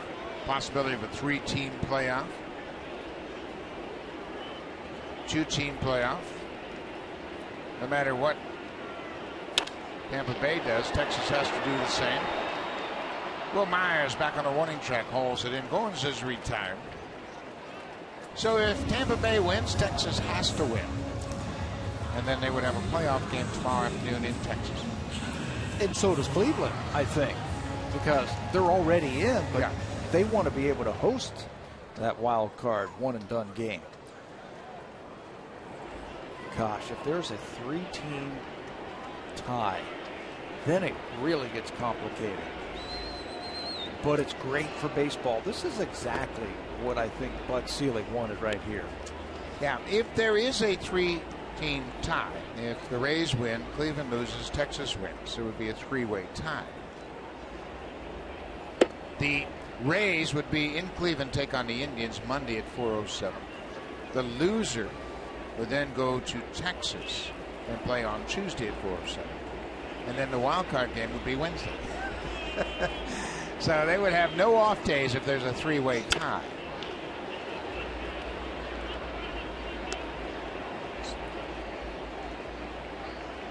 Top of the hour, Yu Darvish will go to the mound for the Rangers against the Angels. Joe Nathan struck out Howie Kendrick in the ball game in the rain yesterday afternoon. There's a high fly ball into center. DeJesus back. That ball is carrying a bit on him. He makes the catch there, 2 outs. You're being kind, calling it rain. Yeah. That wasn't rain yesterday. It was a gully washer. And that's why they started the game early. It was supposed to be a night game. They started it at 11 a.m. local time. And they were fortunate they did. What did they say about the possibility of the game ending if it wasn't a strikeout? Well, Joe Nathan was talking about that after the game yesterday. He said if Kendrick hit a pop-up, that would have been adventurous. It was raining so hard that he wasn't sure the outfielders could have seen the ball. And if a ground ball, he wasn't real sure the ball could have got to the infielders because the field was underwater. When you looked at it, it looked like the field was underwater. He said, I needed a strikeout. And he got it, ended the ball game, and it was pouring at the end of that game. Jeremy Helix and Alex Cobb, 2 of the 5 starters in this Rays rotation. Cobb's had a terrific season. And, of course, Cobb, like Jay Happ, was hitting the head on a line drive comebacker. And he's come back throwing the ball very well. They have it set up, Tampa Bay Rays. They have their 1 and 2 starters.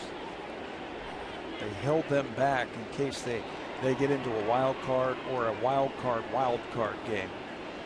I don't know what happened to that ball, but Lobaton looked like he just boxed it up. David Price is their ace, obviously the reigning Cy Young Award winner. And he looks like he's ready to do anything. He can order pizza with those pens. He can make pitching changes. He can cross out the extra men. He's all set. I think he's a coach today. That's what he looks like today. This whole series has been standing by Jim Hickey. Yeah, he's been handling the phone for calls down to the bullpen. Well, what a great teammate. Yeah. He is there for everybody. Full count, 2 outs. Reyes swings and hits it hard, but right to Longoria. Across the diamond to Loney. The inning is over. We'll go to the 6th, and here comes the Home Hardware Cleanup Crew, brought to you by Natura. Home Hardware's exclusive line of safe, environmentally friendly cleaning products.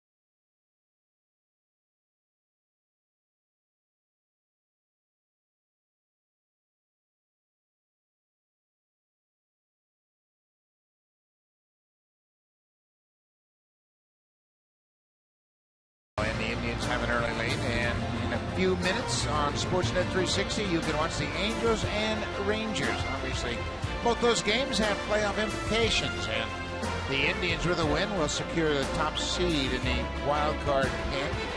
The Rangers need to win if the Rays hold on for this win, and then they would play a playoff game on Monday. I think this is a very significant outing for Jeremy Jeffress. There are the standings as we see. Cleveland has a 2-0 lead, bottom of the third. LA and Texas just minutes away from starting that game. Trying for Jeremy Jeffress to put his season to bed with a good outing today. 2, maybe even 3 innings. Why not? See what you have there. There has been some talk of him possibly starting. They're looking for candidates to be a starter. Why don't you stretch him out, see what you have? What's wrong with that pitch? I don't know. He's got such movement. You can't give up on that ball.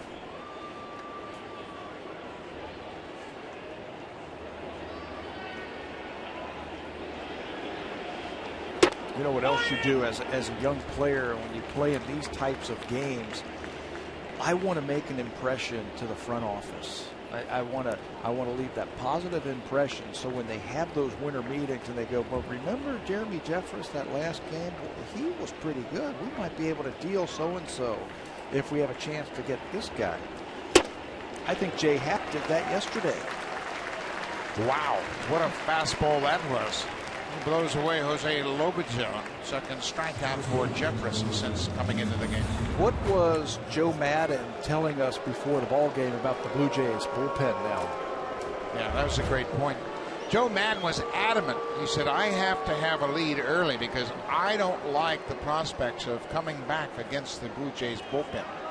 He has tremendous respect for the arms down in the Jays pen. He said, we need to score early, and boy, did they ever. 6 runs in the first. But the Jays have the components for a shutdown bullpen next year. I think they have the attention of everybody in the American League right now. The way that they bring some fire out of that bullpen, power arms. And Alex Anthopoulos' phone might be busy if people are looking for some bullpen depth. Breaking ball got away from Jeffress, and you can hear the crowd react. Yunel Escobar had to bail out in a hurry. Of course, he played here for 2.5 seasons. Breaking ball. There's the inconsistencies that you see right there. That one came out of his hand a little bit too quick.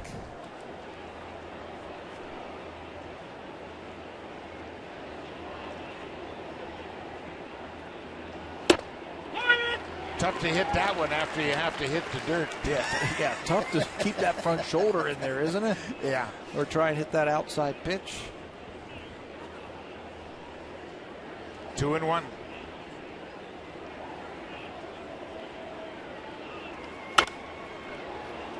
Late on a fastball, and it goes into the second neck.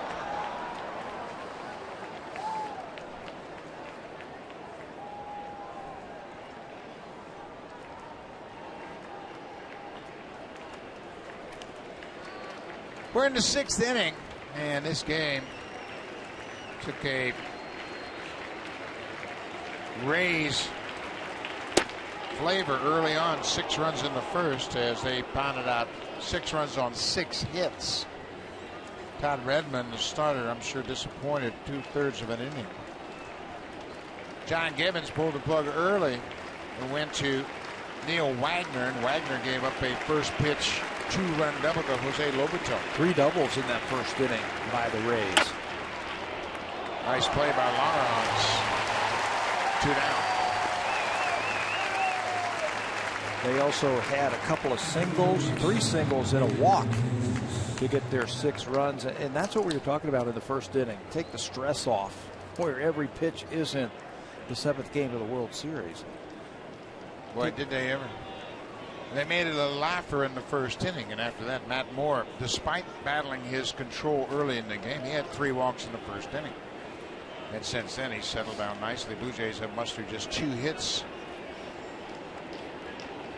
David DeJesus, the leadoff man here this afternoon. 0 for 3 with a couple of strikeouts.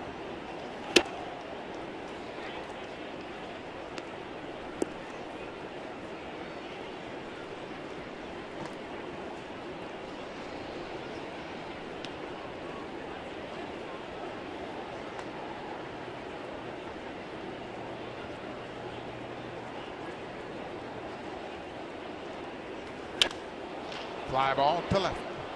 Pilar moving back, makes the catch. 3 up, 3 down for Jeffers in the 6th.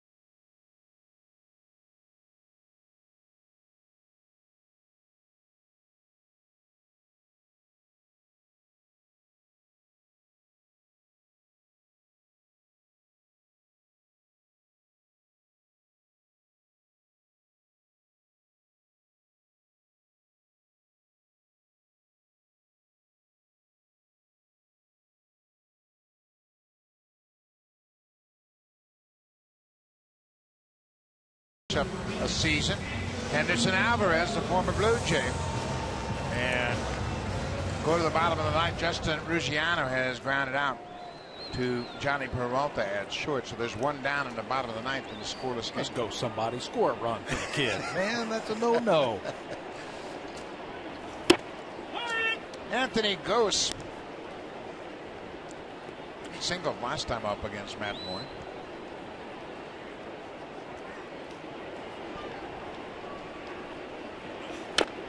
Good breaking ball. Joe Madden, I'm sure, is going to go as long as he can with Matt Moore. You don't know who you're going to play tomorrow, and you don't know if you have to play tomorrow. You see Darren Oliver, who was honored with a video tribute early in the game, now starting to loosen up. But I think Joe Madden has to keep his arms and his bullpen as fresh as possible. That's why a 7-0 lead is so good for him. That's why I talked about that earlier. It just takes the pressure off. It helps him set up his rotation. It helps him set up his bullpen. It just gives everything, makes it a lot easier. There is the possibility of the Rays having to play 3 straight games after regular season. Changeup, and Ghost strikes out. 1 down. Well, a lot of pitches early in the game for Matt Moore, so he's in the mid-80s right now. Now you can see Matt talking to Jim Hickey about their position where they are, and Hickey seems to be very relaxed, not too concerned right now. They do have pitch counts, and they do watch their young players. Here's a little bit higher. They're up to about 110 is what they usually call the cutoff point for the young pitchers in a game.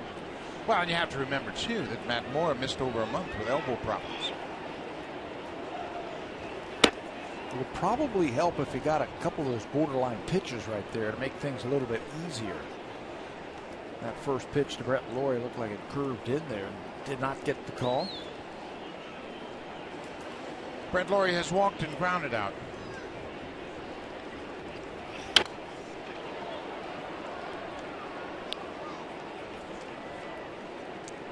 A reminder, the Indians and Twins are on Sportsnet 1, and now on Sportsnet 360 you can see the Angels and the Texas Rangers. All three of these games have playoff implications. But Laurie skips one off the mound into center field. Matt Moore is a 22-year-old in 2011, opened up the postseason for the Tampa Bay Rays. And he was an unknown quantity for them. He came out of the minor league system. He got some starts late in the season. Texas Rangers didn't know anything about him. You can see those pitches all over the place. Great fastball, changeup, and a curveball. Had an outstanding finish to his season and did a great job in the playoffs. But an unknown player, they just didn't have any information on him. He made his first major league start on September 22nd that year. And then on September 30th in Texas, he opened up the ALDS with a strong performance in Game 1. Big strikeout games, too, when he first came up. He became the youngest pitcher ever to win a postseason opener for his team. Sierra has a base hit to right. Laurie will stop at second. That should get the bullpen stirring a little bit for Tampa Bay. Moises Sierra looks like he can handle that breaking ball. A pretty decent pitch right there from Matt Moore, but he stayed back and just shot it the other way. Well, you saw Jim Hickey hang up the phone. He has made the call to the bullpen, and they're starting to move around down in the right field bullpen. Angels and Rangers on now. Yu Darvish against Jason Vargas. That's the pitching matchup. First and second. Blue Jays down by 7. Mark DeRosa takes one inside.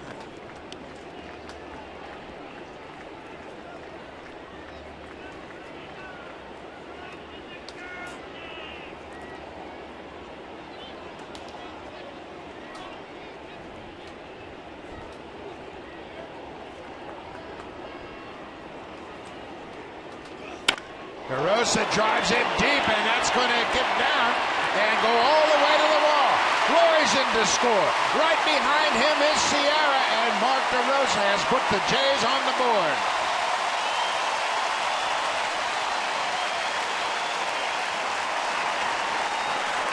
How about Mark DeRosa? He loves playing in these kind of games that mean something. Fastball squares it up and smokes it into the gap into left center field. 2 runs will score, and now Moore have been cruising in the 3rd, 4th, and 5th inning. Do you think Joe Madden is starting to think about that game that got away from him down in Tampa when he had the big lead in the Mark Burley game? The Blue Jays came all the way back. Mark DeRosa had a big hit in that game. Yeah, I'm sure that Joe Madden is not going to let this thing gather any momentum. He's going to try to do whatever he can. He's got Jake McGee lumbering up. Big left-hander. Mark DeRosa has a pair of hits this afternoon. He now has 49 hits for the season. And those 49 hits have driven in 36 runs. Pretty productive season for Mark DeRosa. It's going to be a TV star next week. Going to do the playoffs for TBS in studio. So make sure you check that out. 1 out. Brian Longhorns.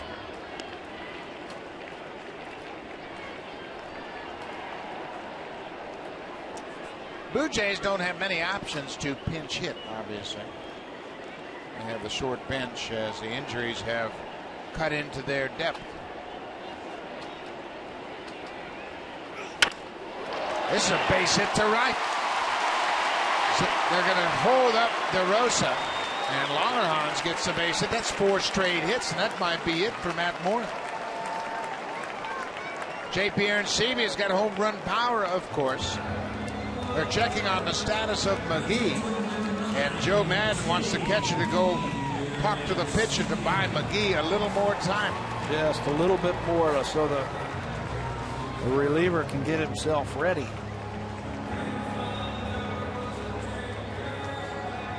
This copyrighted telecast is presented by authority of Rogers Blue Jays Baseball Partnership and may not be reproduced or retransmitted into any form.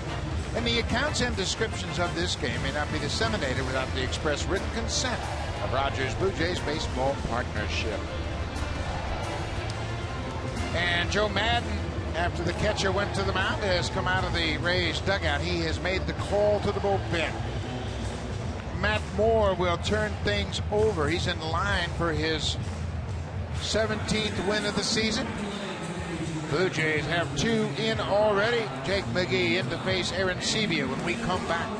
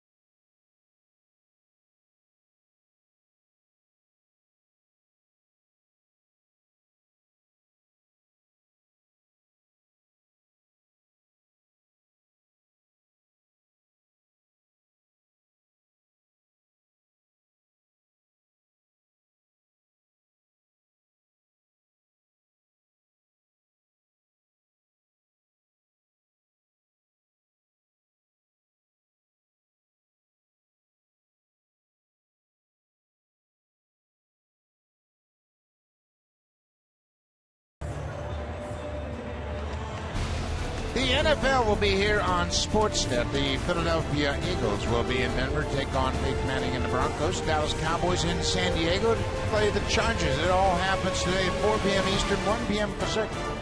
Sportsnet and City. Check out the NFL. Big Sunday in sports, obviously. NFL Sunday and the last day of the regular season for the baseball schedule. Left-hander Jake McGee into the ballgame in relief of Matt Moore. Blue Jays have 4 consecutive hits this inning. First and third, 1 out. Jake McGee making his 71st appearance of the season. That's third most in the American League among AL lefties. He's got a great fastball, hard breaking ball, strikeout pitcher. Aaron Sebia goes after the first pitch and hits it deep to right.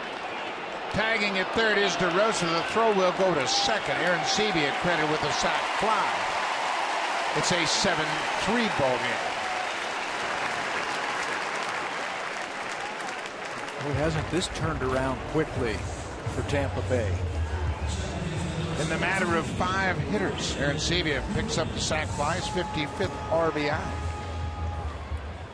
We mentioned a great crowd on hand here this afternoon, 44,551. That pushes the season total to 2,537,562. An average of 31,328. That's a 20.8% increase over last year. So we had talked about the fans and how consistent they have been in their support of this ball club, and again they have turned out very well here on the final day of the season. Bouncing ball. This should end the inning. Big hop for Zobrist. Goins is thrown out, but the Blue Jays get on the board. They've made it interesting. It's 7-3 as we head to the top of the 7th.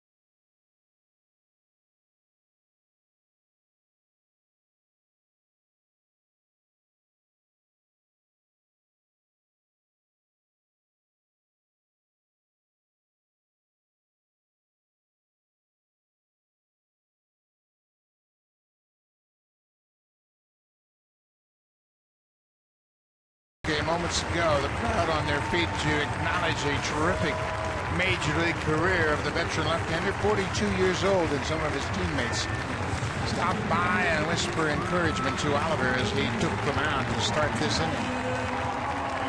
20-year major league career coming to an end here this afternoon at Rogers. For the final time, he gets to take the bump in a meaningful game.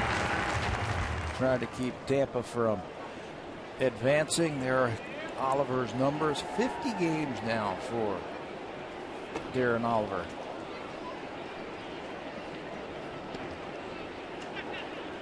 Oliver started out in the Texas Rangers organization.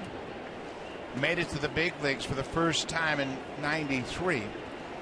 Became a starter for Texas in '96. Won 14 games his first full season as a starter. And he started throughout most of his career. Moved to the bullpen with the Marlins in '04. Then became a big part of the Mets team in '06. Played in the postseason 7 years. That's the thing that's impressive, that he has been in the postseason. He and Mark DeRosa many times.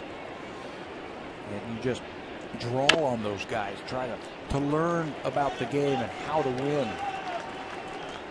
Oliver was in the World Series twice with Texas in 2010 and 11. And the one thing that was missing from his illustrious career, that World Series ring. And you ask him his biggest disappointment in the game of baseball, Game 6. And he gets a strikeout to start the 7th. Let's check in with Jamie Campbell.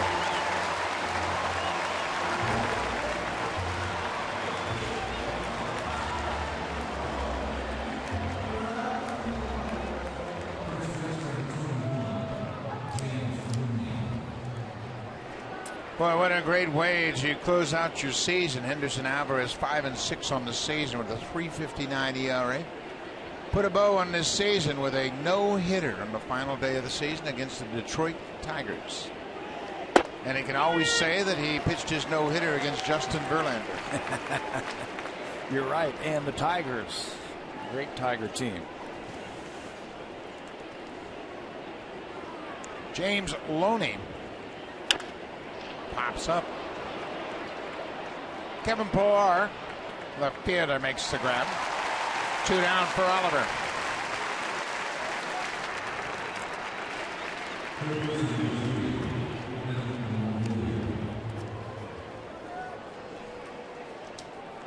A reminder, the Indians and Twins are on Sportsnet 1 as we speak.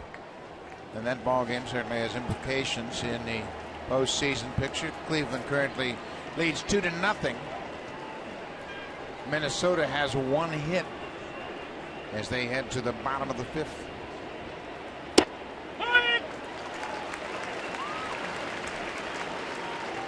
Evan Longoria got a big hit in the first inning. The Rays put up a 6 spot in the first against Todd Redmond. 6 runs on 6 hits in the first inning. Off-speed pitch. How does he make it look so easy? You know, barely breaking a sweat out there. Throw strikes with different multiple pitches. It's all that experience. This is his 1915th inning. 1,915 innings. There you go. That's how you make it look so easy.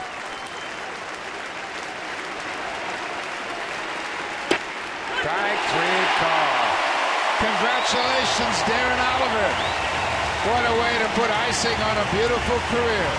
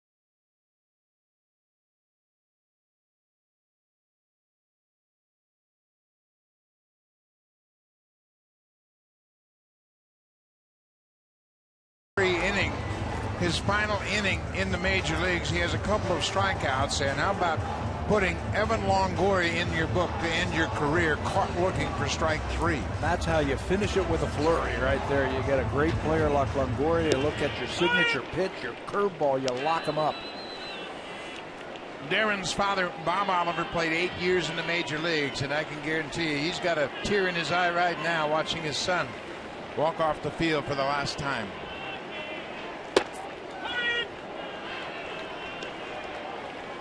A fine pitcher and a better person. Yeah, great guy. He knows a thing or two about this game, doesn't he? Sure does. And he can walk off the field holding his head high. Let's take a look at it one more time. That big bender. Breaking ball. He spins it in and he locks up Evan Longoria.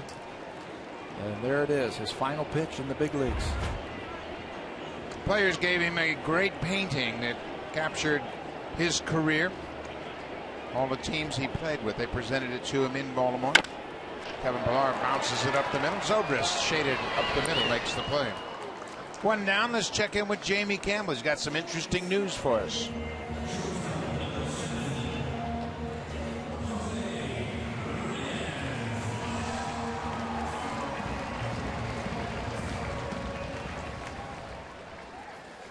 How about Mike Trout? What a year he's had. The Angels with Jason Vargas on the mound. Trout hits the home run off of Yu Darvish in the first inning, setting the tone for that game. Long way to go for Texas, and they have to win. This game stays the way it is, then they have to win to force a playoff of a wild card game with the Rays, but they would get to host that, if I'm not mistaken. If the Rays win and the Rangers win, they would play in Texas. And Cleveland would win. And Cleveland will win. Yeah. Indians are the top wild card team. The Rays would be at Texas tomorrow for a tiebreaker at 4:07 Eastern time. Then the AL wild card game would take place Wednesday at 8:07 Eastern time.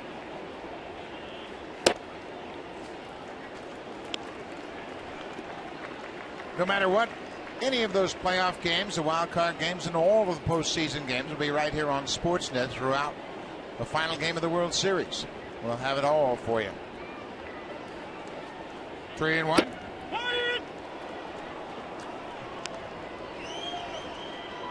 Once again, let's take a look at the AL wildcard standings, and it's as tight as it can get. The Indians have a lead over the Twins. They are up 2-0 now as they bat in the top of the 6th. Their position would be secure. Tampa Bay, if they can hold on, they lead by 4, would force Texas to win the game to stay alive. And then if they don't, Texas doesn't win it, then Tampa wins the wild card and they'll play Cleveland. And they will host Cleveland because they had a better record during the regular season. Or no, Cleveland would have a better record, so Cleveland would host the wild card. Right. That was only if they were tied that they would get to host it. Yeah, Cleveland wins, they're 92-70. Tampa Bay wins, they're 91-71. So they would have the better record. They would have home field for the Wednesday wild card game.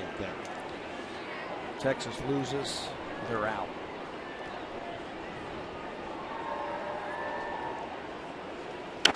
Reyes with a good cut, fouls it straight back. Jake McGee into the ball game in relief. McGee entered with runners at the corners. He gave up a sac fly to Aaron Sevilla that scored DeRosa, and then he got Goins to ground out. So he came in the ball game in the 6th inning with 1 out. Their formula all year long, the Tampa Bay Rays, when it's a close game, it was McGee in the 7th, Peralta in the 8th, and Rodney in the 9th.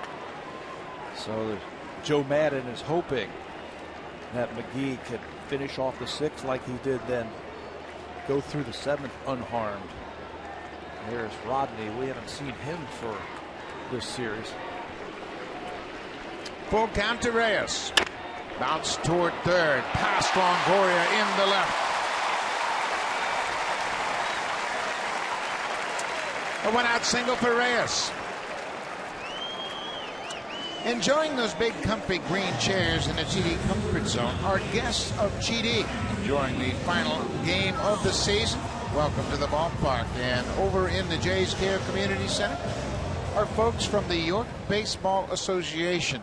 Congratulations to you, and I'm sure you had a great season. Good way to wrap up your baseball season by spending this Sunday afternoon with the Blue Jays. Anthony Gose, 1 for 3. Outside.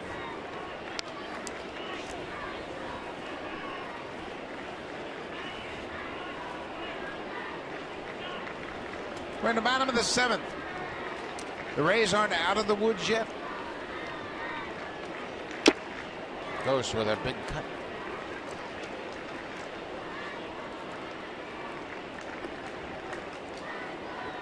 Jake McGee came through the minor league system as a starter. And boy, has he developed into one of the better lockdown relievers in the game. Got off to a tough start again this year, but from about the first week of May until now, he has been outstanding. 55 appearances since then, 44 of them scoreless. Opponents hitting just 179 against McGee over that span. That started on the 10th of May. That was right after the Blue Jays were down in Tampa.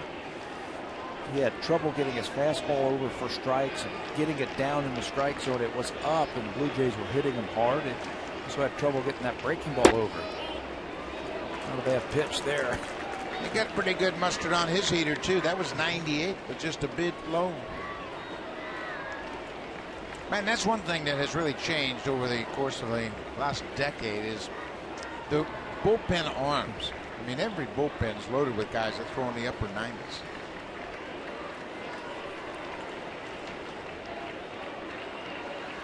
Well, it's become so specialized right now. And I saw a stat the other day, and I can't recall it, of pitchers that throw 95 plus now. In the last 10 years, it's almost double. And they're all one-inning guys. They're specialists that can come in and just shut you down, blow you away late in a ball game.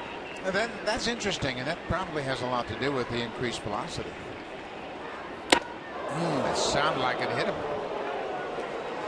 Up and in, and he bailed out in a hurry, but there was a little extra tick, it sounded like. Yeah. You're never sure if that hits a piece of the uniform or part of the glove. But that was 99, right under the chin. 3-2. He stays alive. But your point about the relievers now are they throw is a very valid one, because now every bullpen is loaded with one-inning guys. In the past years, and you can go back to Rich Gossage and Raleigh Fingers, they were closers, but they would throw 2 and 3 innings. So obviously they knew they had to space out their pitches. They were asked to pitch 2 and 3 innings, so they wouldn't empty the tank. How about ball 4? How about that at bat by Anthony Gose? 8 pitches to finally work the walk. So you think managing is easy? Now Jim Hickey is checking on the status of their bullpen. Peralta appears to be ready. They got Laurie at the plate. Joe Madden's team has a 4-run lead. We're only in the 7th. There's a lot of baseball left. Yeah, he's got his bullpen set up. He just needs McGee to get through this inning. Laurie takes strike 1. It'll come down to matchups. Okay, do I want Peralta facing Laurie and then stretch him through the 8th inning? Or would I rather have this matchup right here? McGee. Laurie has hit a home run against McGee.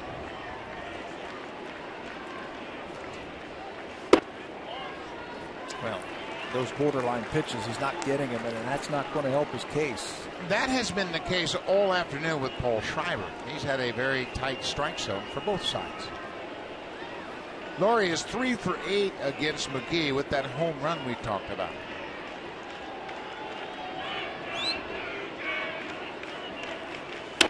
Drive, and this is going to be trouble down the left side. It's up against the wall.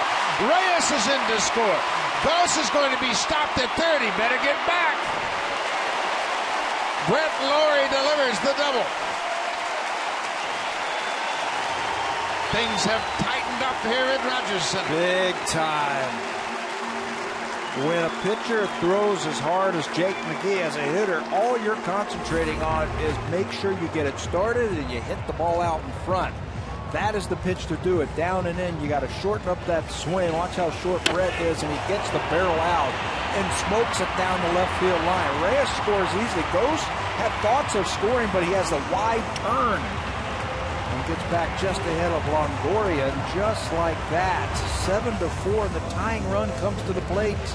A run in, 1 out, 2 on. When we come back, Joel Peralta into the ball game to face Moises Sierra.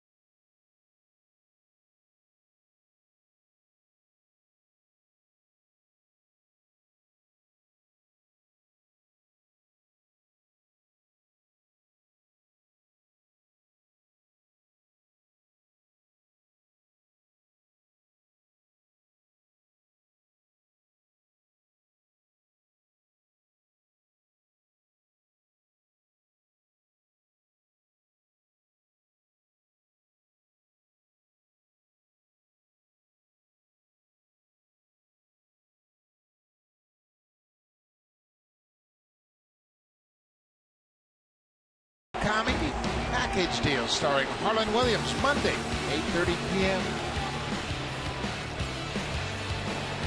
Well, we got a ball game. The Blue Jays have scored a run here in their half of the seventh. It's a 7-3 Tampa Bay lead. New pitcher in the game is Joel Peralta. 80 games now for Peralta. That's number 1 in the American League. They use him a lot, but it's usually in the 8th inning. They need to stretch him through this one and the 8th. He's got a fastball, slider, splitter is his out pitch. Doesn't walk too many batters. Moises Sierra. He singled to right his last time up.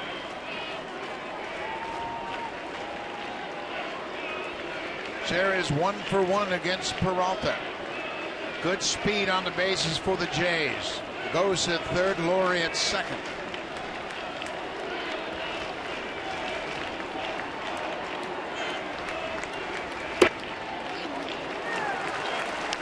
Sierra showing good patience. He has also shown a good approach at the plate and the ability to hit an off-speed pitch. And Peralta is a severe fly ball type of pitcher. Fastball, splitter, again curveball. And he will get breaking ball.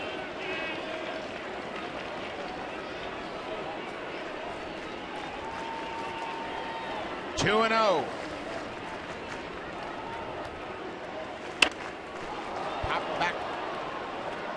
Into the seats. When he stays under control, Moises Sierra, his bat is a little bit quicker. He gets into trouble when he tries to hit the ball too far and he gets too long in his swing and he tries to hit the ball 9 miles instead of just putting a good pass on the ball, as they used to call it. His 2-strike approach has been much better. That might be an approach you might want to think about taking on that 2-0 swing. Base hit here, probably scores 2. 2-1. 3-1. Been the same strike zone all afternoon. Yep. It's been small. Lind has got a bat. He's got his gloves on. DeRosa's spot in the lineup is next.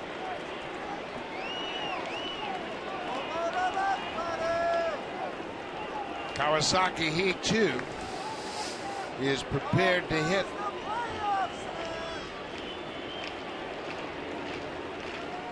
No one warming in the Rays bullpen. Ball 4. Bases are loaded.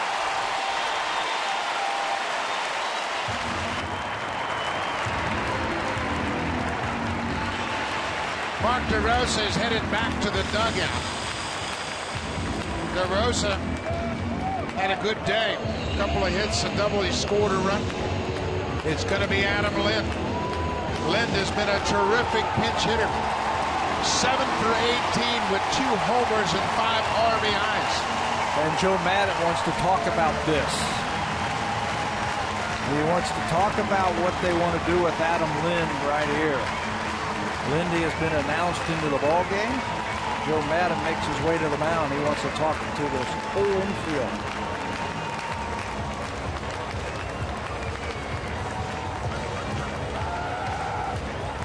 You can see him talking to Peralta. Don't worry about this. Just focus on making good pitches. And it's not the pitching coach, it's the manager. No one warming up in the Rays bullpen.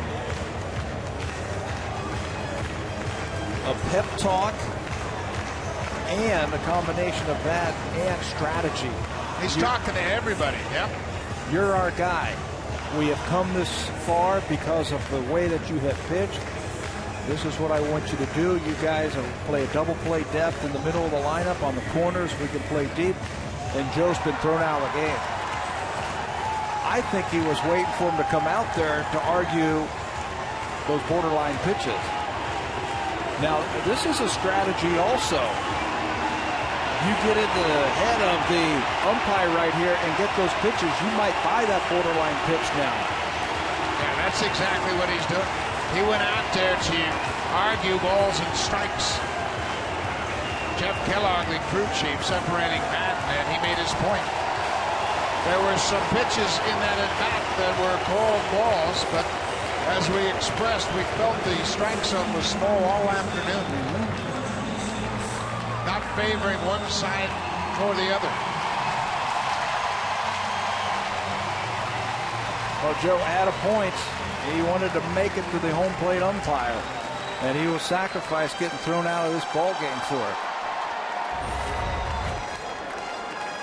Watch what Joe does, though. This is all orchestrated right here. He's going to look, see if the umpire's coming, because he had a message he wanted to deliver. And it didn't take long. Now, he had a plan all along. Bases loaded. Lind on as a pinch hitter. One out.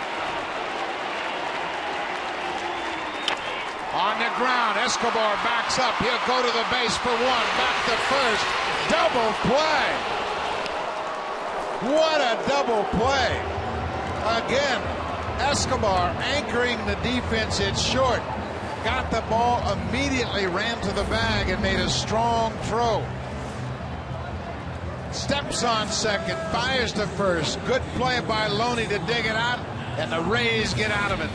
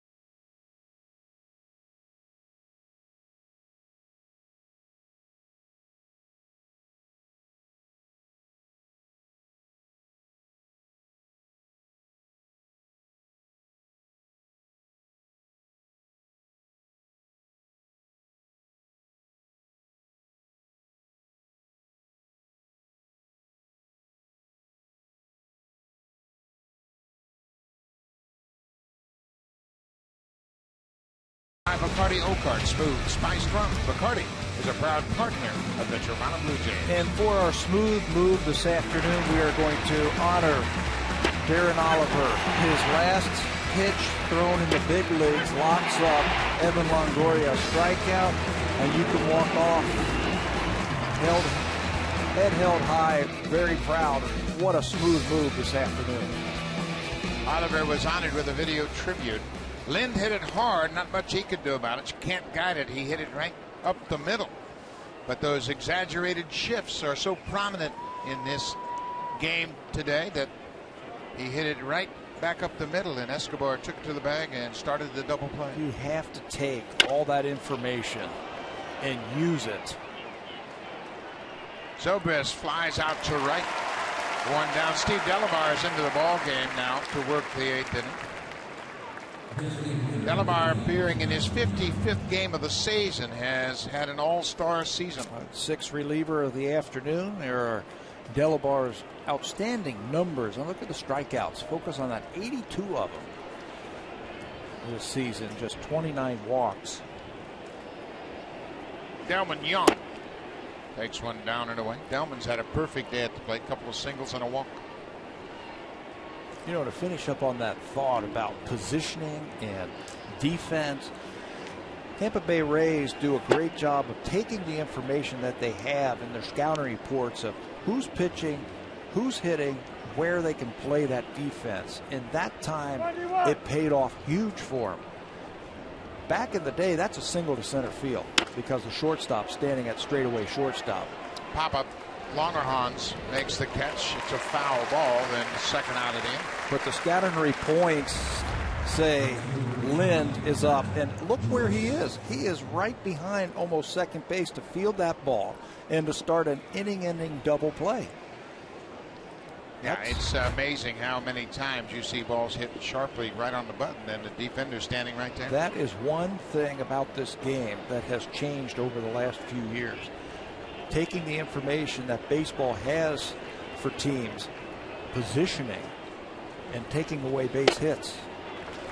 So the combination of great relief pitching and deep relief pitching with hard throwers in those types of defenses, it's hard to hit in the big leagues right now. How many times have we seen it with guys like Chris Davis and David Ortiz and Adam Lind, where they play the shift and the guy hit the ball hard, it'll be a one hopper to the outfield, and there's an infielder standing right in front. Yeah, plenty of times, and that information has helped stop a lot of rallies. Years ago, there was only one guy that they would play the shift on, and that was Ted Williams. That was it.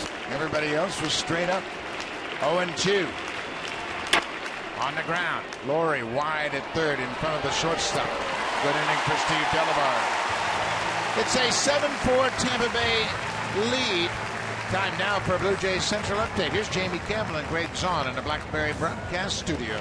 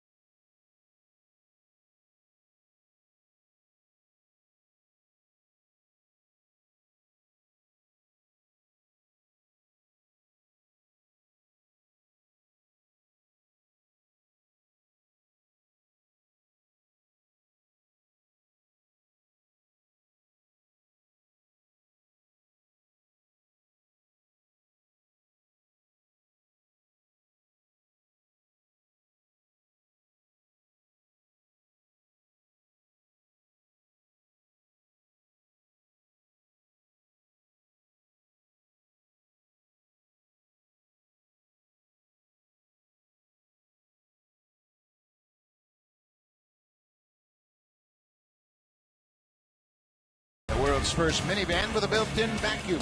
Honda, the official vehicle of the Toronto Blue Jays. Buck, we're going to rename this the Drive of the Year right here. Who could ever forget Munenori Kawasaki, May the 26th against Jim Johnson, slicing the outfield with this ball right here, a walk-off hit that set the stage for one of the greatest celebrations that the Blue Jays have ever had right here. Everybody goes crazy. Kawasaki goes crazy, becomes a household name and a media darling after that base hit. Kawasaki has come out on deck to bat after Langerhans, and there's the saying down at the bottom, I am Japanese. That's what he included in his post-game interview after that game-winning walk-off hit. Ryan Langerhans had a base hit, part of the 3-run 6th inning. David DeJesus into the ball game, and left. Sam Poole comes in defensively as he moves into center, pushing DeJesus to left. Matt Joyce is out of the game.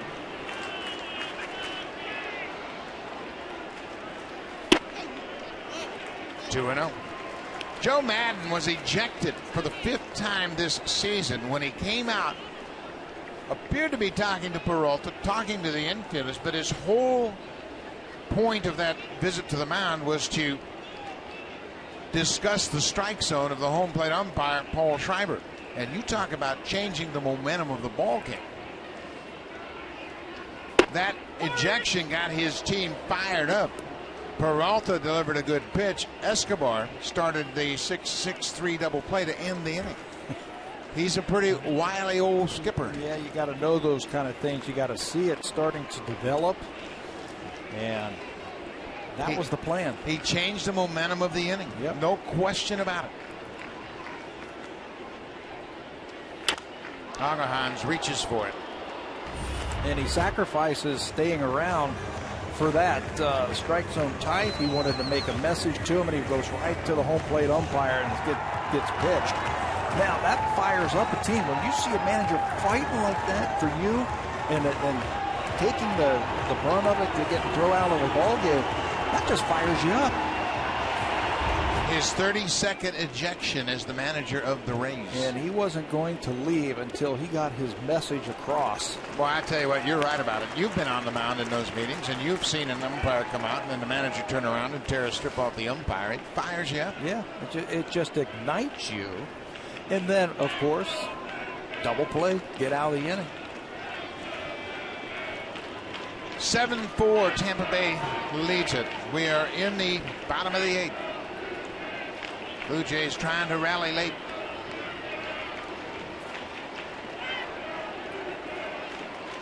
Full count. Ball 4. Leadoff walk.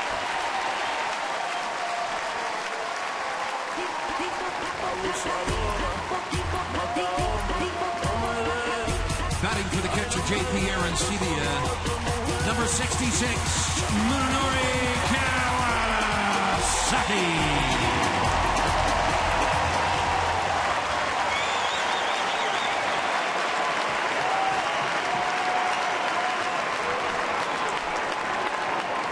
Munenori Kawasaki, 324 this season.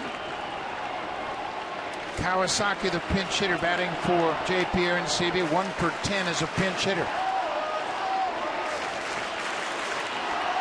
The tying run is on deck.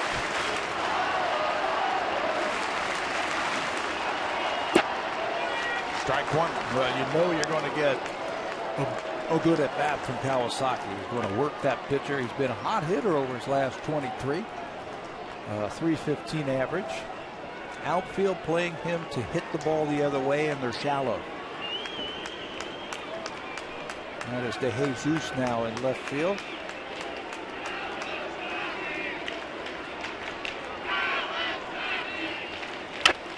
Popped up.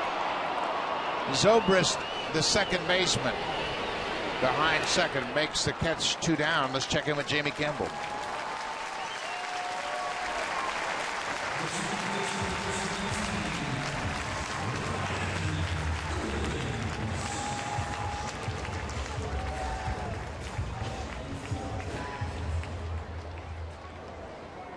Thank you, Jamie. Ubaldo Jimenez, a starter for the Indians, has 2 hit to Twins through 5 2/3, and he has struck out 10. Kind of setting the tone for that ball club. Minnesota has committed 2 errors in that game. Ryan Goins trying to extend his hit streak to 10 straight to finish the season. He's 0 for 3 so far today. How about that finishing kick by the Cleveland Indians? Yeah. They get Houston, the Chicago White Sox, and Minnesota the last 2 weeks of the season. Looking for their 10th straight win. Well, when they beat the White Sox in the walk-off home run by Jason Giambi, you knew that was a foregone conclusion that they were going to make the playoffs. Yeah. Biggest swing of the bat for the Indians all year long. They had blown the save. Chris Perez had given up a pair of home runs in the top half of the inning. And Jason Giambi had his 10th career walk-off home run. Ball on a strike. Strike 2.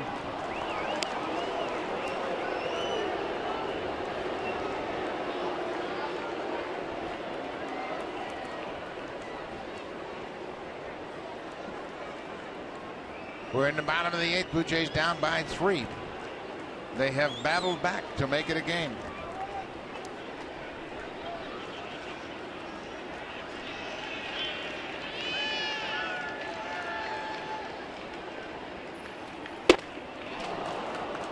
Cut on and miss. Goins strikes out. Another reminder on 360, you can watch the Angels and Rangers. They are in Arlington. It's a 1-0 Angel lead. Mike Trout has homered off of Yu Darvish. Jason Vargas, the left-hander, is the starter for the Angels, and last time out he threw a 4-hit complete game shutout against the Oakland A's.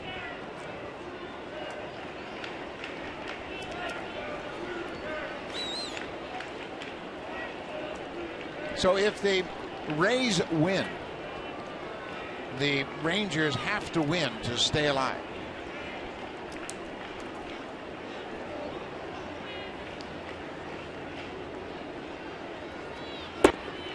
Kevin Pillar takes one downstairs. There's another borderline pitch. It's not called a strike, and Paul Schreiber has been consistent with that strike zone. It's been a small one, but consistent.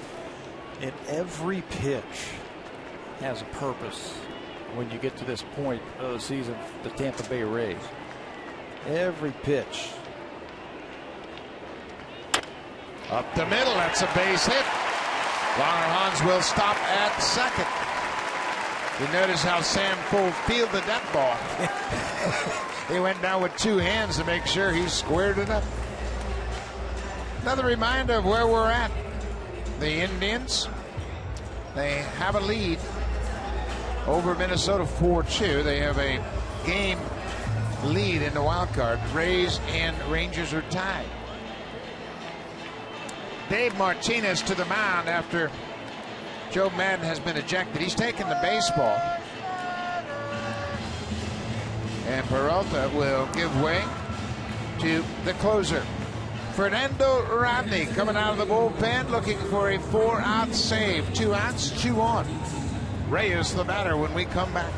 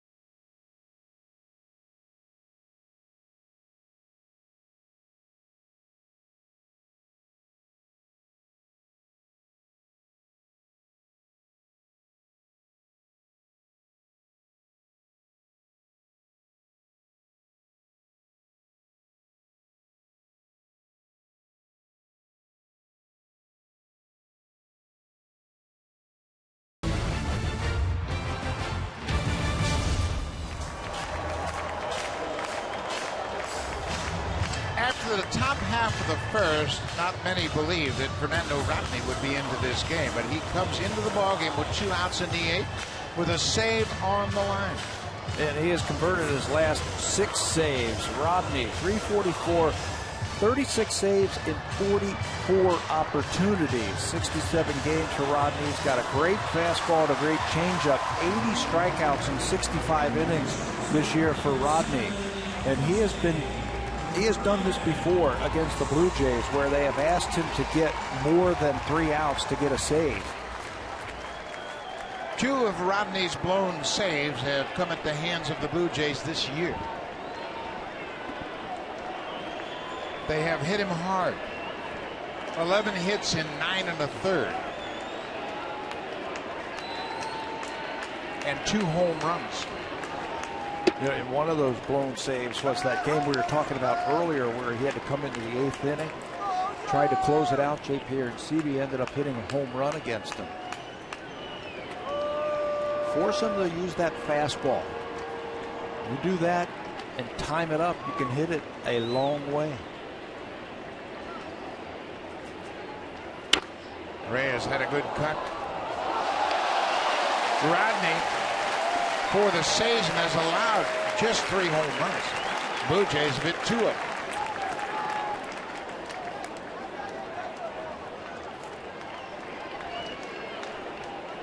Longerhans with the leadoff walk. He's at second. Pilar with the 2-out singles at first. Inside. Well, you're going to get some heat from Rodney. Saw that one. 98 miles an hour. He hasn't worked since last Sunday. There just hasn't had the opportunities. Just hasn't had the opportunities to come in and save a ball game. 2-1. Line to left. That's a base hit. Longerhans is going to score. Here's the throw to the plate. It is not in time. Reyes delivers the RBI single.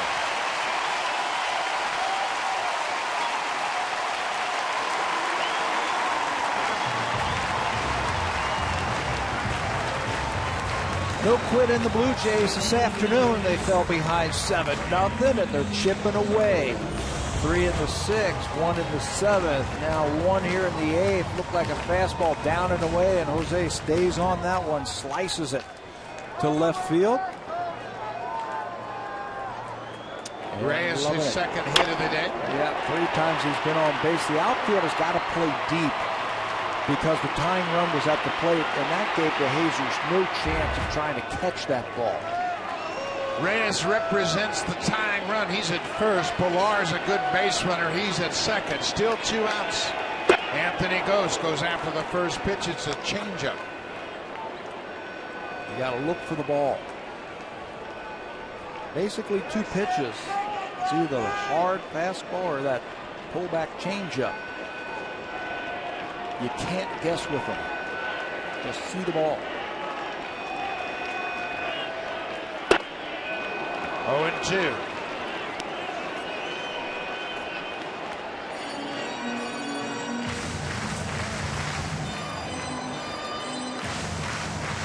Ghost has got the battle.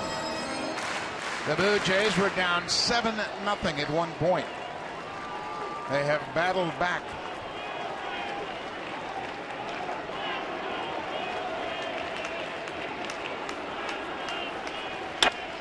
Base hit to right field. Pilar's around third. He's going to score. The throw comes into the cutoff man. It's a 1-run game.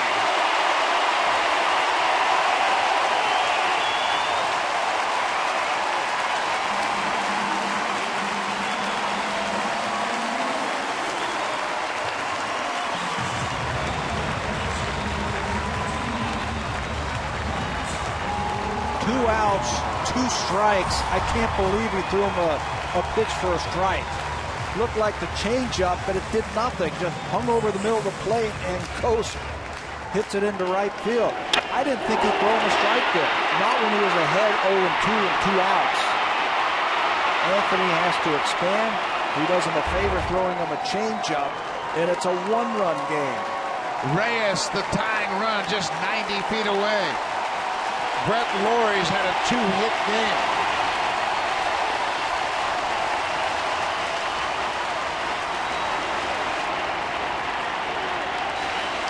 Reyes tried to get Rodney to balk. He came way down the third base line.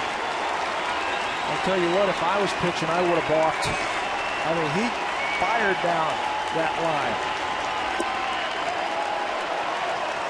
Reyes also anticipating a ball in the dirt. Rodney throws that changeup, and he'll bounce it from time to time. Lobotano has been great at blocking that ball this whole series. Brett Lawrie, 2 for 3. He's scored a run and driven in a run.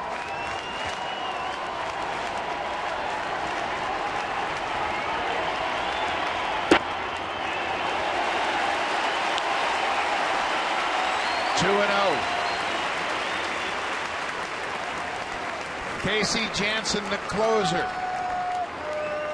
Ready.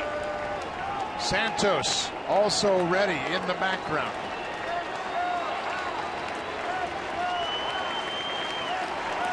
Two balls, no strikes. Ball 3.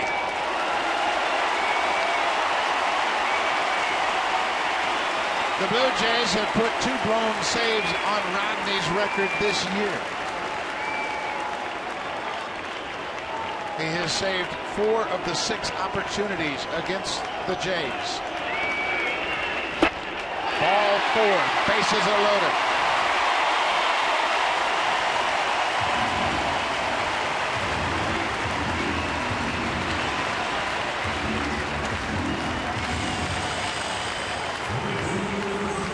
Moises Sierra has walked twice, singled and scored, and popped out.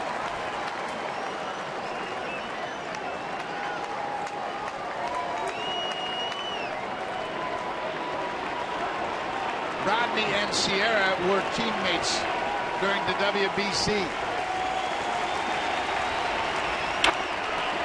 Line down the right side, just foul. Oh boy, he reached out on that fastball, and when it left the bat, it looked like it had a chance. Blue Jays have their best base runners on. Reyes, Gose, and Lawrie. They all have great speed. This place is going to go nuts if he gets a base hit. 99 fouled back. Okay, it's 0-2. He threw him a changeup to Gose. Yeah. Does he throw him another changeup? No, no way. No way. You got to go out of the strike zone. Remember that game down in Tampa? He got beat around a little bit, Rodney, and then all of a sudden forgot about the changeup and just went fastball and ended up finishing off that game for a save. And I say he does the same thing. Look at this. 100. No margin for error, so why not go with your best?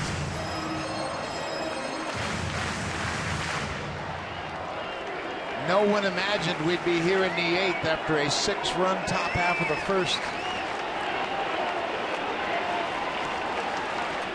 0-2. He stays alive.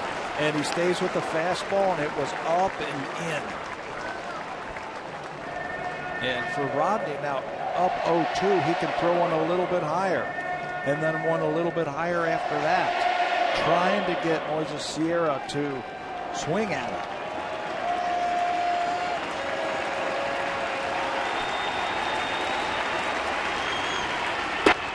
Changeup. Sierra strikes out. The Blue Jays leave the bases loaded. They've scored 2 in the 8th. We'll go to the 9th. Tampa Bay has a 1-run lead. Sergio Santos into the game to face Lobato when we come back.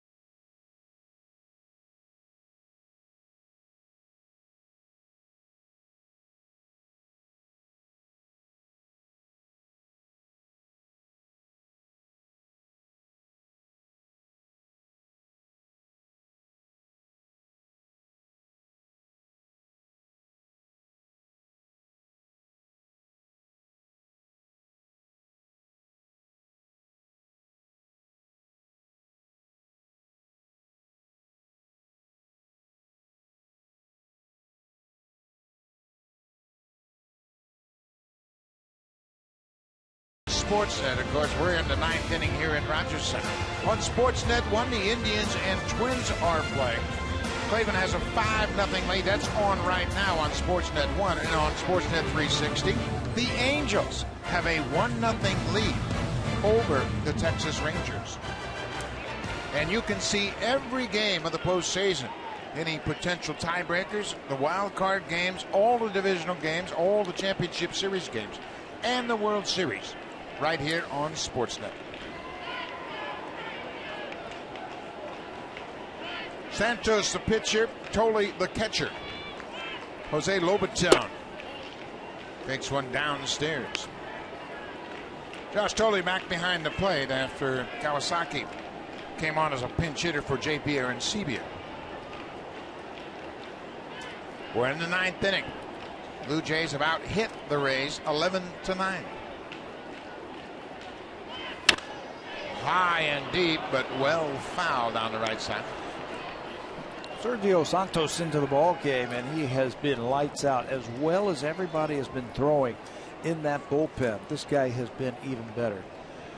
Fastball, slider, changeup. He's healthy.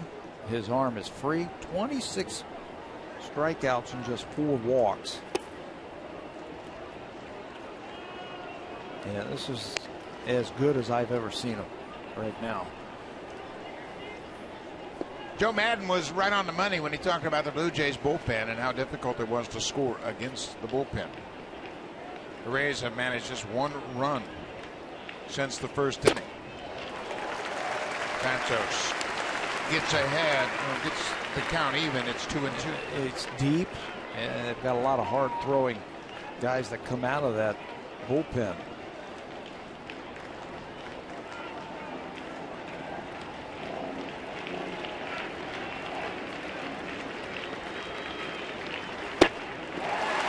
Lobaton strikes out.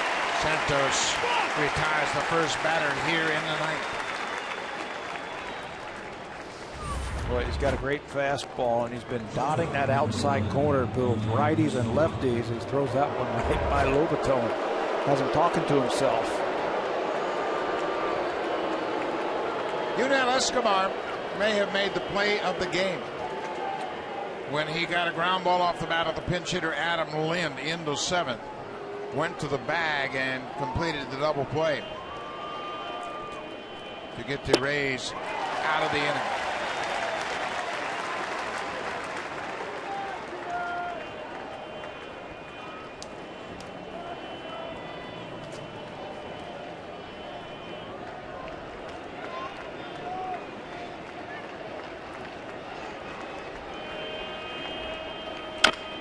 Chopped towards short. Laurie cuts in front of Reyes. Dug out of the dirt by Longerhans. 2 down. Tell you, we have watched Brett Laurie all season long, and it has been a joy at third base. His range and his athleticism. Watch how he cuts this ball off before it gets to Reyes and then throws on the run. It has been a lot of fun to watch his development at third base. Yeah, I don't think there are any more questions about who should play third base for the future for the Blue Jays. No. He will be there, and he will be a solid rock at third. David DeJesus, the leadoff man, 0-for-4 so far. Isn't this great? Isn't this fun? I mean, if you're a baseball fan, this game has had a little bit of everything. It might not be real fun right now for the Tampa Bay Rays because they had a huge lead and the Jays have come back. I got to tell you, it's difficult when you're down 6-0 in your final game of the season with nothing to play for, but you've got to give the Blue Jays an awful lot of credit. I mean, it would have been easy to say, oh, we got beat 7-0, no big deal, but they didn't. And you said that early when it was 6-0. We're going to see what the Blue Jays are made of. Well, you know what? They got some gamers over there. And to John Gibbons and his coaching staff, to their credit, they haven't given up all year long. They might not have the results that they have wanted this year, but they have battled. David DeJesus behind 0-2.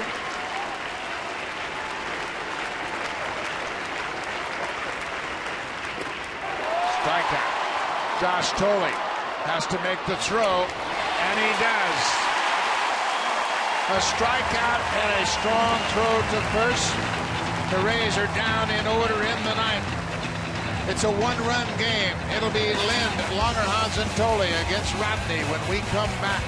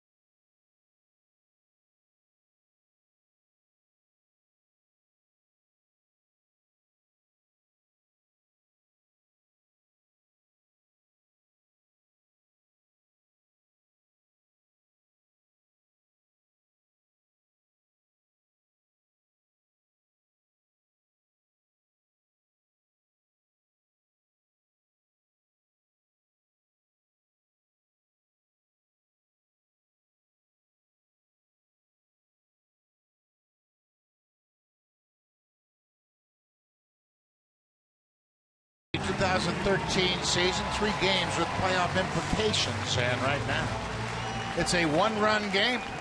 Adam Lind in his second at bat entered the ball game as a pinch hitter in the 7th, batting for Mark DeRosa, and hit into an inning-ending double play.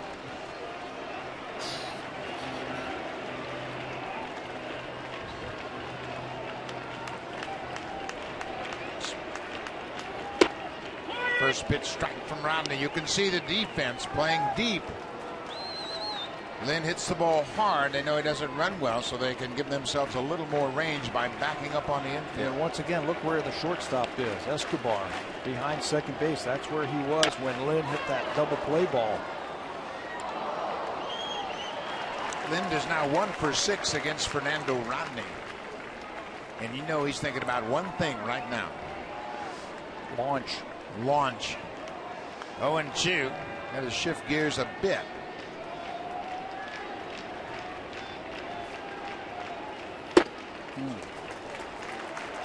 Rodney has hit triple digits here in his outing this afternoon.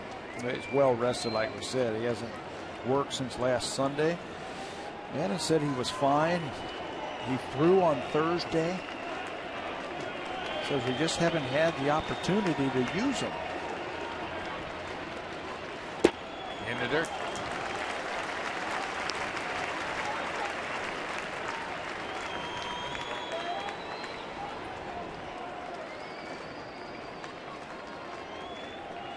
Well, the Blue Jays can take pride in putting the pressure on Tampa Bay. They have made it tough on the Rays. And they're not done yet. No.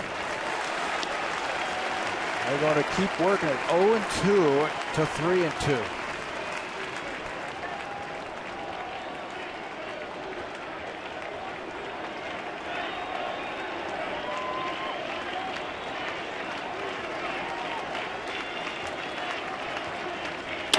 Up the middle, base hit for Lind. He crossed up the shift.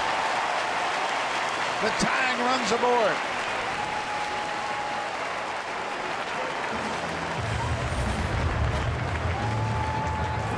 The shift, first of all, like you were saying, it hurt him last time.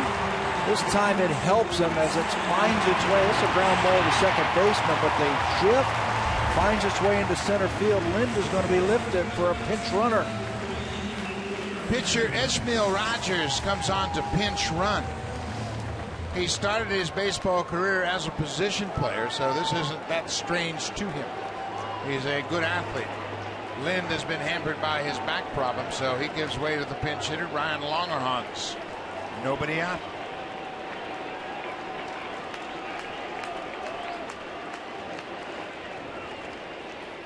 What a game. What a game. What an excitement. And you and I, this is it for 6 months. We don't get to do this again for 6 more months. I'm disappointed. One and 0. Off the end of the bat. Loney goes to second to get the lead runner. Rogers is retired. Longerhans reaches on the fielder's choice.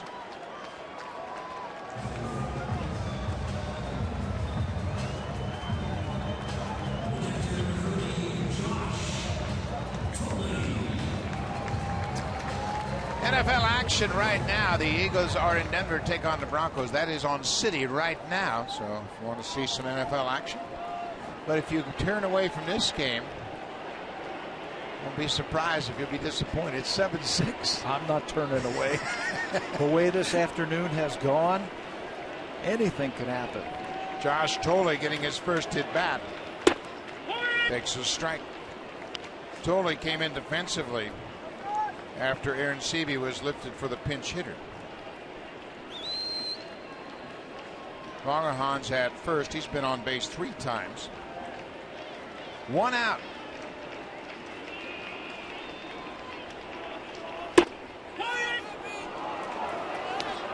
Oh, and 2. Yeah, he hasn't had a problem getting ahead of hitters this afternoon. As you see, Alex Torres starting to throw just in case. He has had problems finishing them off.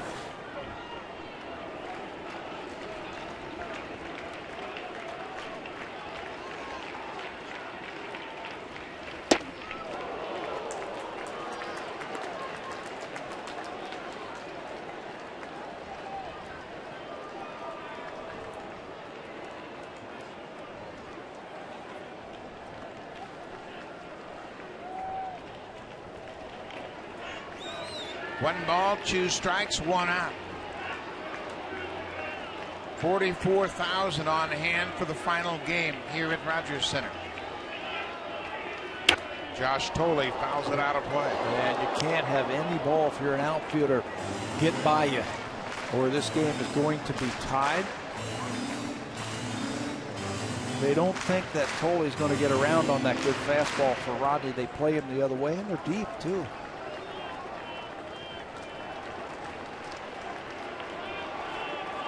Josh Tolley's been swinging the bat well of late. He's been going the other way. He's been hitting a lot of balls to left field hard. He strikes out. High fastball. 2 down.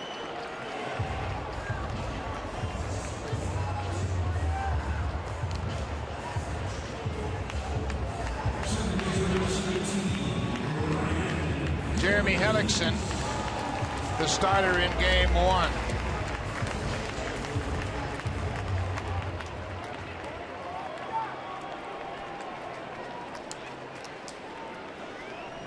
Ryan Goins. Goins trying to extend his hit streak to 10 straight. He's 0 for 4, trying to keep the game going.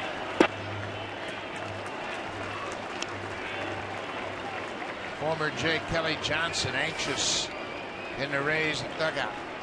Yeah, to win this game again, they have a chance. They will play tomorrow if they win. It will guarantee them one more game. One more game for sure.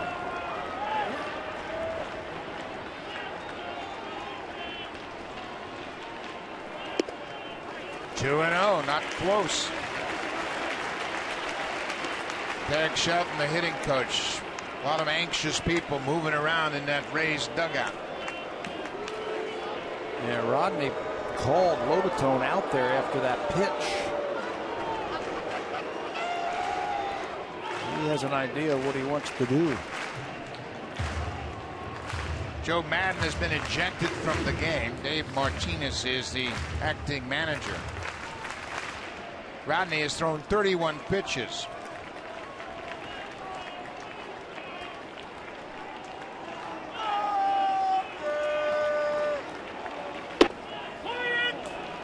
There's a strike with a changeup.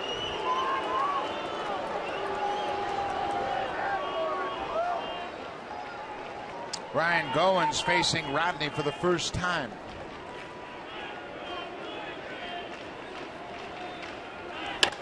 Swinging a drive to left. De Jesus is there, and Tampa Bay wins it. Tampa Bay holds on. The Blue Jays rallied to make it interesting, but Rodney picks up the save as they win the final game 7-6. What a game this afternoon. A little bit of everything we saw. We saw the Rays come out, smoke it in the first inning, throw a 6 spot up there, and then they have to hang on. And temporarily, they now, with that 91st win, they have guaranteed themselves to play one more game. It's a great game and a fine season. We want you to make sure you check out the baseball action. More baseball right here on Sportsnet. On 1, the Indians and Twins. Right now on 360, it's the Angels and the Rangers. At Sportsnet, we got football. Here's Jamie Thomas to tell you about the NHL.